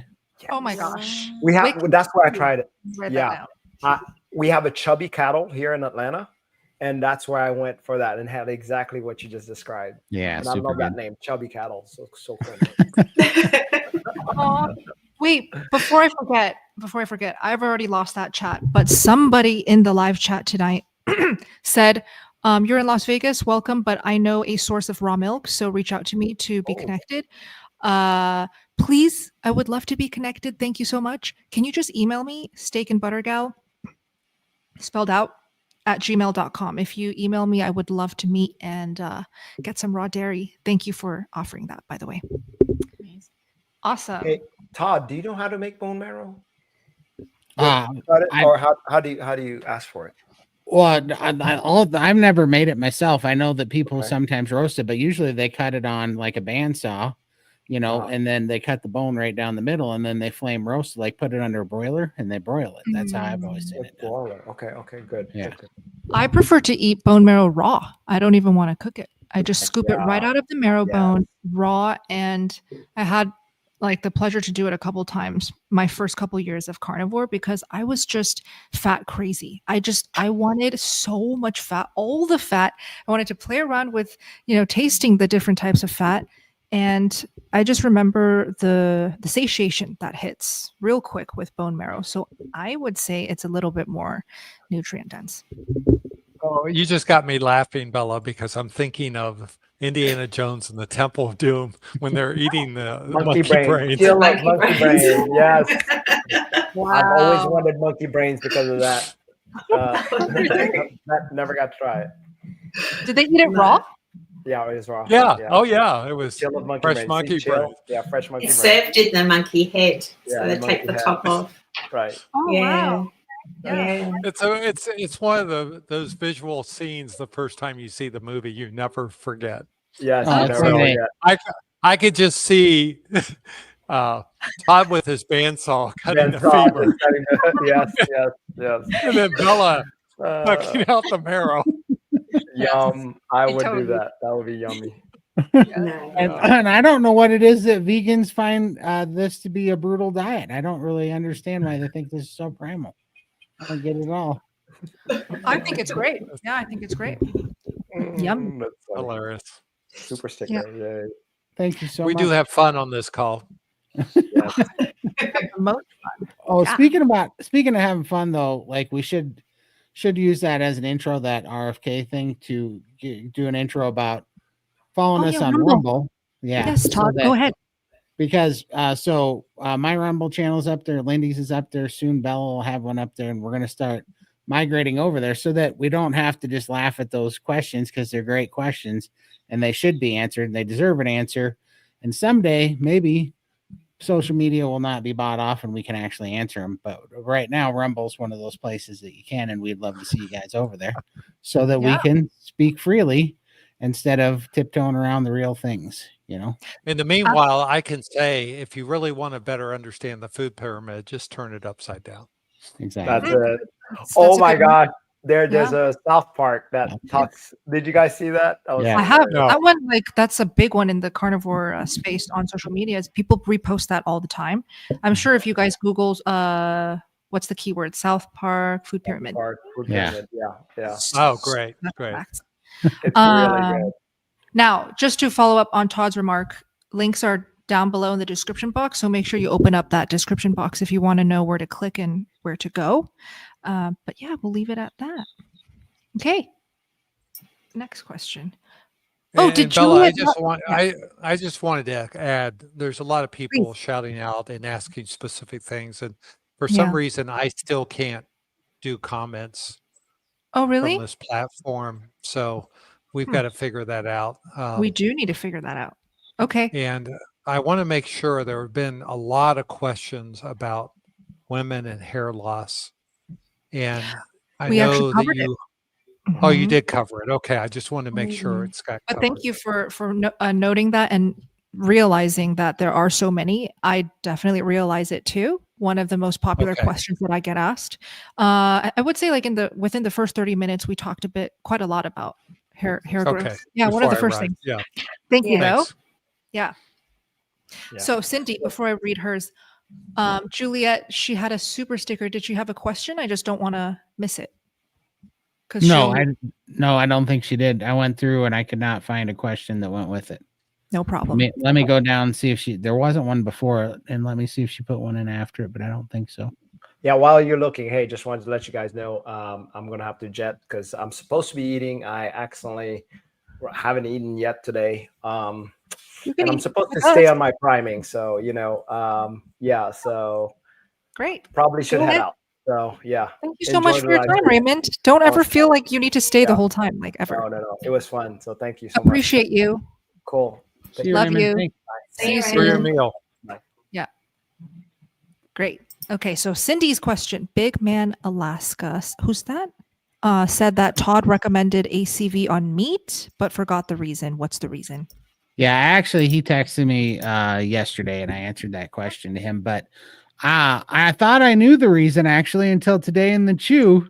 Dr. Phil told me that me and Phil was talking to me because I thought it was a short chain fatty acid, and I thought that it was going to my liver. Now I'm not sure why I was craving it. It definitely helped with my digestion though, but I'm not sure. We should almost finish that conversation, Phil. Why do you think I was craving it? But because I was confused too when she said it was a short chain fatty acid, because I was like, I don't know if those bypass digestion go straight to the liver or not. I don't think they do, because medium chain. No, they don't. They don't. The C. So that's a C2, as we found out today, because someone pulled up the chemical structure, and it has to go through your lymphatics as well. So, but short chains may get through your lymphatics better.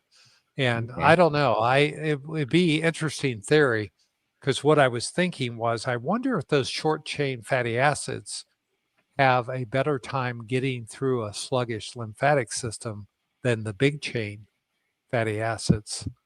And that's kind of the question I had in my mind after that discussion. So I'm gonna have to do some research on that, Todd. But that would be fun to figure out. That's awesome. Well, I love when we get your brain cranking, because you do something, you make a fantastic research chart every time you do, and we all learn so much out of it. So that's awesome. I appreciate it. Yes. So we'll have Cindy will have a better answer for you after Phil finishes his homework. But I always put a quarter cup of apple cider vinegar in the bottom of my Instant Pot below the rack when I do my ribs in the Instant Pot. And I love the flavor for it. So I'm not bathing the meat in it. I'm just using it as a flavor enhancer. Right. And it makes for really tasty ribs. Absolutely it does. And for me, the reason why I started eating, I wasn't a big vinegar person until I went carnivore. Then out of nowhere, I started craving vinegar, started eating it, and I was getting energy out of the vinegar way quicker, especially accompanied by fat. So I assume that it's an emulsifier, that it was helping break stuff down, but I really don't know. And then when I was talking to Leslie and Keith, she said that they find that with people that have lymphedema, because when you're trying to mobilize fat through the lymphatic system to energy, it can be really slow. And that apple cider vinegar is a short chain fatty acid. So I was thinking, oh, so you're saying it works kind of like MCT oil, where it bypasses the lymphatic system, goes to the blood, to the liver, creates ketones, and you feel better. That's what I was thinking she meant. But then earlier today, when Phil said, actually, I don't think that those go through there, I was wondering that, because I knew that medium chain did, but I didn't think that large chain fatty acids or short chain fatty acids, I didn't think they went through the blood into the liver. So that's interesting. So I think you're onto something, Phil, because I definitely did. My body was craving it for a long time, and it was definitely giving me more energy. So I wonder what that was. Well, it may have slipped through your lymphatics a lot easier, because you had very sluggish lymphatics. I mean, but how much weight have you lost? 310 pounds now. Yeah. So some of that's sludge. Yeah. Some of that, you're saying some things might be a little more efficient now. Yeah. Well, you made a comment one week that you had a 42-pound water chain and one weight change in one day. 34 is the most that 34 is the most that I've had. 34. Okay. Yeah. But the whole point is, where's that water stored? And some of it's in your lymphatics, and some of it is what we call third spaces, which is the third spaces are the spaces between the cells. And that's a lot of weight. So think about 34 pounds of water is 5 gallons of water. Wow. Yeah, almost 5 gallons. And, some of that's distributed in your circulation, but a lot of it's distributed in your lymphatics, which are trying to keep that out of your tissues, and the rest is in in what we call the interstitial spaces in the legs and the arms and your abdomen. Since you're saying that, I have no reason to think this, but I just wonder this. When, because I'm very susceptible to still gaining fluid if I drink too much water, and especially if I have a bunch of salt and I drink too much water, it'll puddle up in my legs, and it's way easier to get off now, and I can move it very quickly. But still, I'm wondering, when I get skin surgery and getting that tightened up, I feel like there's not going to be the room for that to keep happening. I feel like that there's going to be a natural I push back on that. I feel like it's almost easy to retain all this fluid because I have all this old pathways where that fluid spent so many years puddling or whatever. I don't even know what I'm trying to say exactly. I just feel like I've built reservoirs for fluid in my body over time. Yeah, well, you probably still have some lymphatic channels that are blind passages, but you've developed a lot of collateralization using the vibration plate.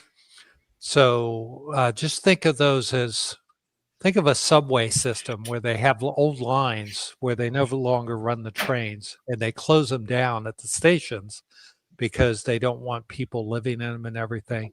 So you have these lymphatics that are blind in tunnels all over your body because you have, tens of thousands of lymphatic channels and they're just there, but they're not functioning anymore because you've developed newer, healthier ones.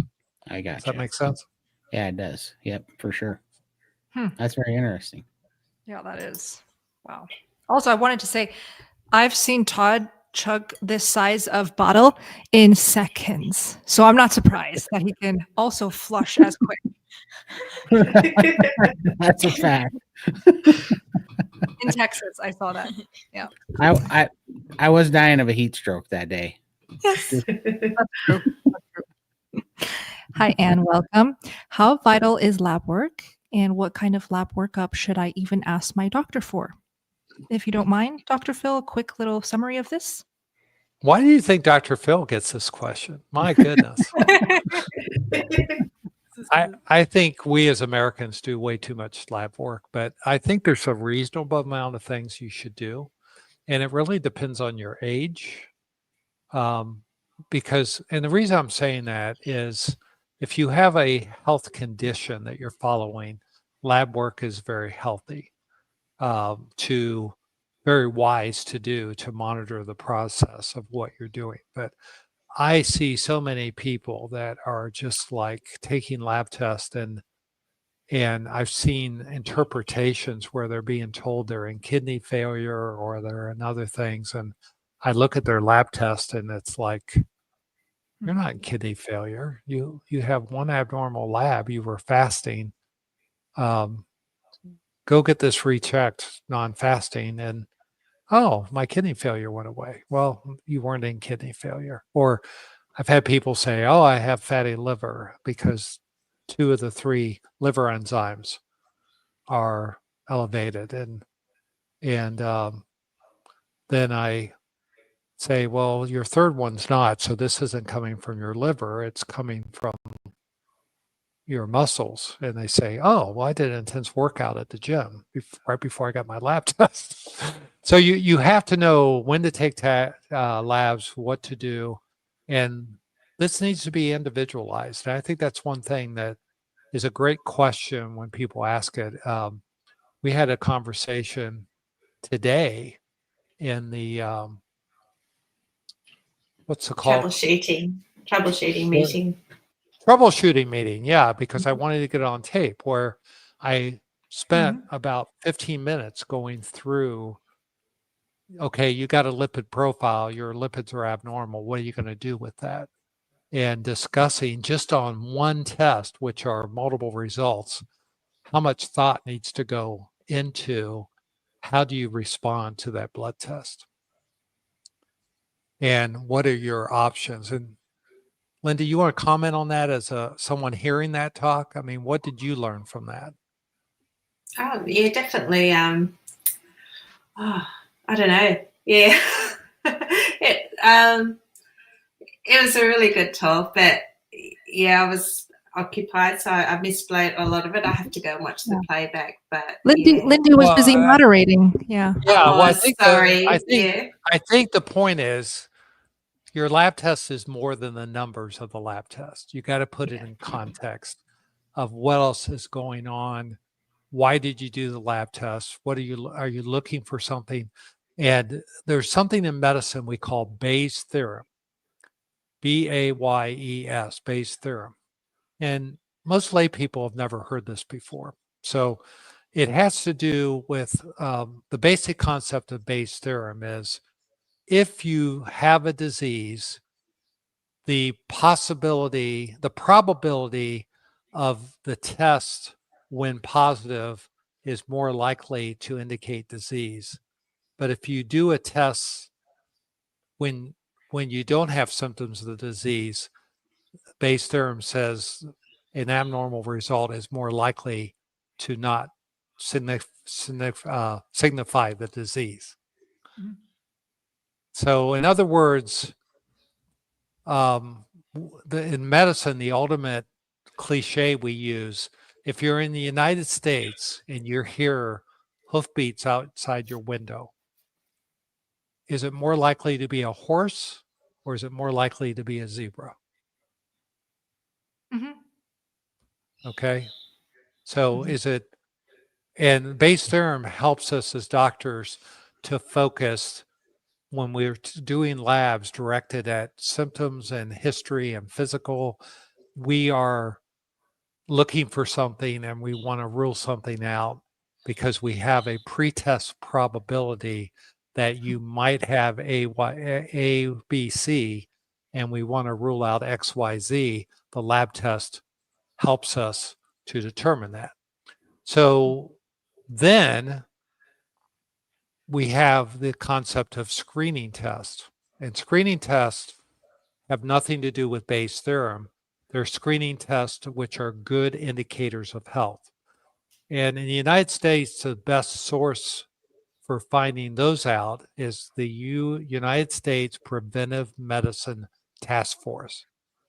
And it's, if you take those initials, .gov, you can go to the USPT Preventive Medicine Task Force. I think it's TF. So all those initials .gov, or you can just put in U.S. Preventive Medicine Task Force and Google that, and you'll get the website. And it tells you at this age, you should consider being screened for this disease with this test. And it's very reliable. It's based on what we call the Cochrane survey, which takes all the medical literature and says, this is a valid screening test to do. And it tells you this is not a valid screening test to do. And there's so much waste in healthcare where people are doing a lot of tests they don't need to do. So I'm going to just stop there because I went on way too long for the purpose of this call. But most people don't know it's even there. Thank you for taking the time to explain all of that. That's invaluable info. So, and we have that on playback. This is the last question we will do, and then we'll wrap up for tonight. Again, we do these live streams every single Friday night. So if you just hopped on, come back next Friday, 4:30 p.m. Pacific time, every Friday. Soothing times. Can you drink mushroom coffee on a carnivore diet? I don't even know what that is. It's mushroom coffee. It's made out of mushroom. Mushroom. Tiger, I think it is tiger mushrooms or something. So Oh, Mudwater. There's all kinds of Yeah. brands of mushroom coffees now. It's quite the craze. So it's coffee not made from coffee beans at all, or is it a little blend? I don't know.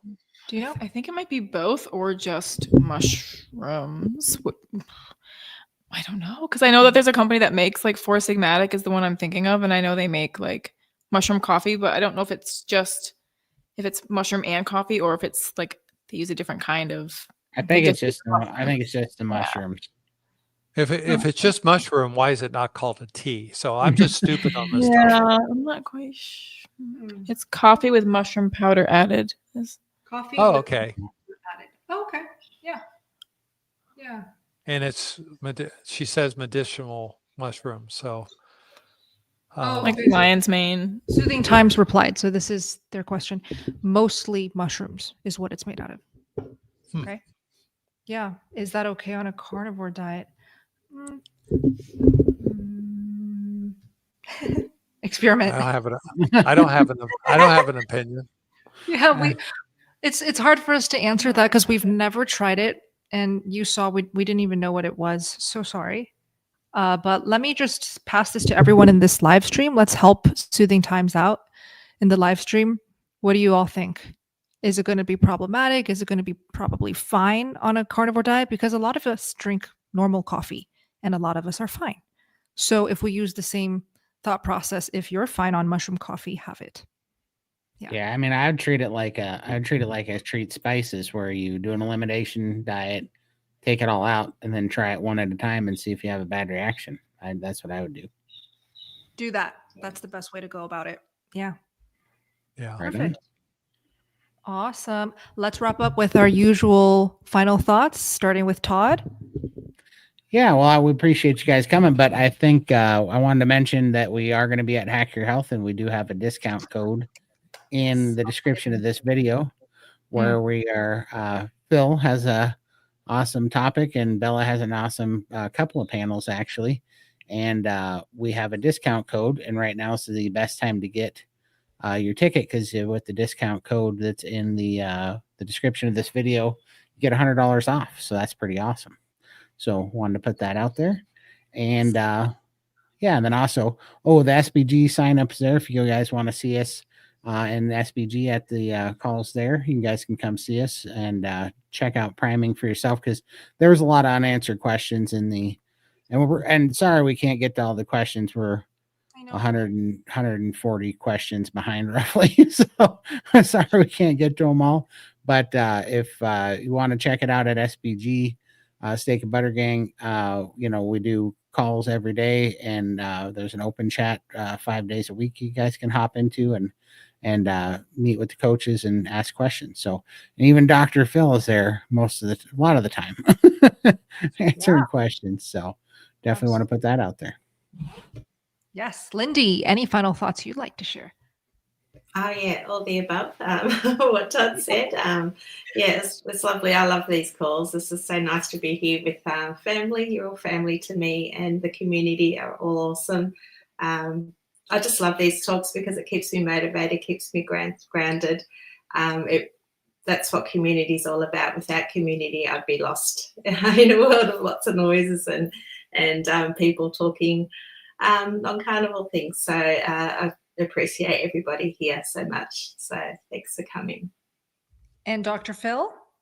Yeah, I'm going to just share a little teaser here. So if you're in the Steak and Butter Gang, watch the playback for tonight's troubleshoot. What's it called again? Troubleshooting Troubleshoot. call. Yes. Because if you ever wondered how to interpret your own lipid profile, it's now recorded. It's playback for all members who are in the 30-day challenge. So that'll be good. And I've had some personal health challenges in the last couple of weeks, and Bella and Raymond and I are going to have a sit down. I've done research of 76 peer review articles to make some clinical decisions for myself, working with my cardiologist, and I've got some tough decisions to make in the next over the next few weeks, and I'm going to use it as an opportunity to present what the literature says. And we're going to be talking about statins. We're going to talk about how to do secondary prevention of cardiac disease.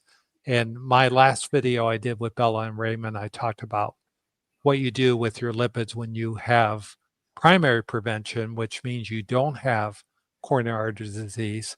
And I'm going to be going over the literature for those of you who have had a coronary event or a cardiac event, and how do you make informed decisions and evaluate risk and benefits and have a discussion with your doctor to be able to honestly make wise decisions for yourself. Okay.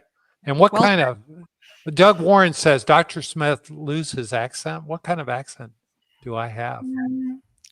I don't think you have an accent at all. Well, I'm, who knows? I've lived all over the country. Oh, is it the celebrity Dr. Phil? Does he have an accent? Oh, yeah. That Dr. Phil has an accent. That's probably what he meant. Yeah. Oh, the Chicago Dr. Phil. Okay. What accent does he have? Like Southern or what? I can only hear the Dr. Phil accent that they play on Kill Tony now for you have an accent for me though.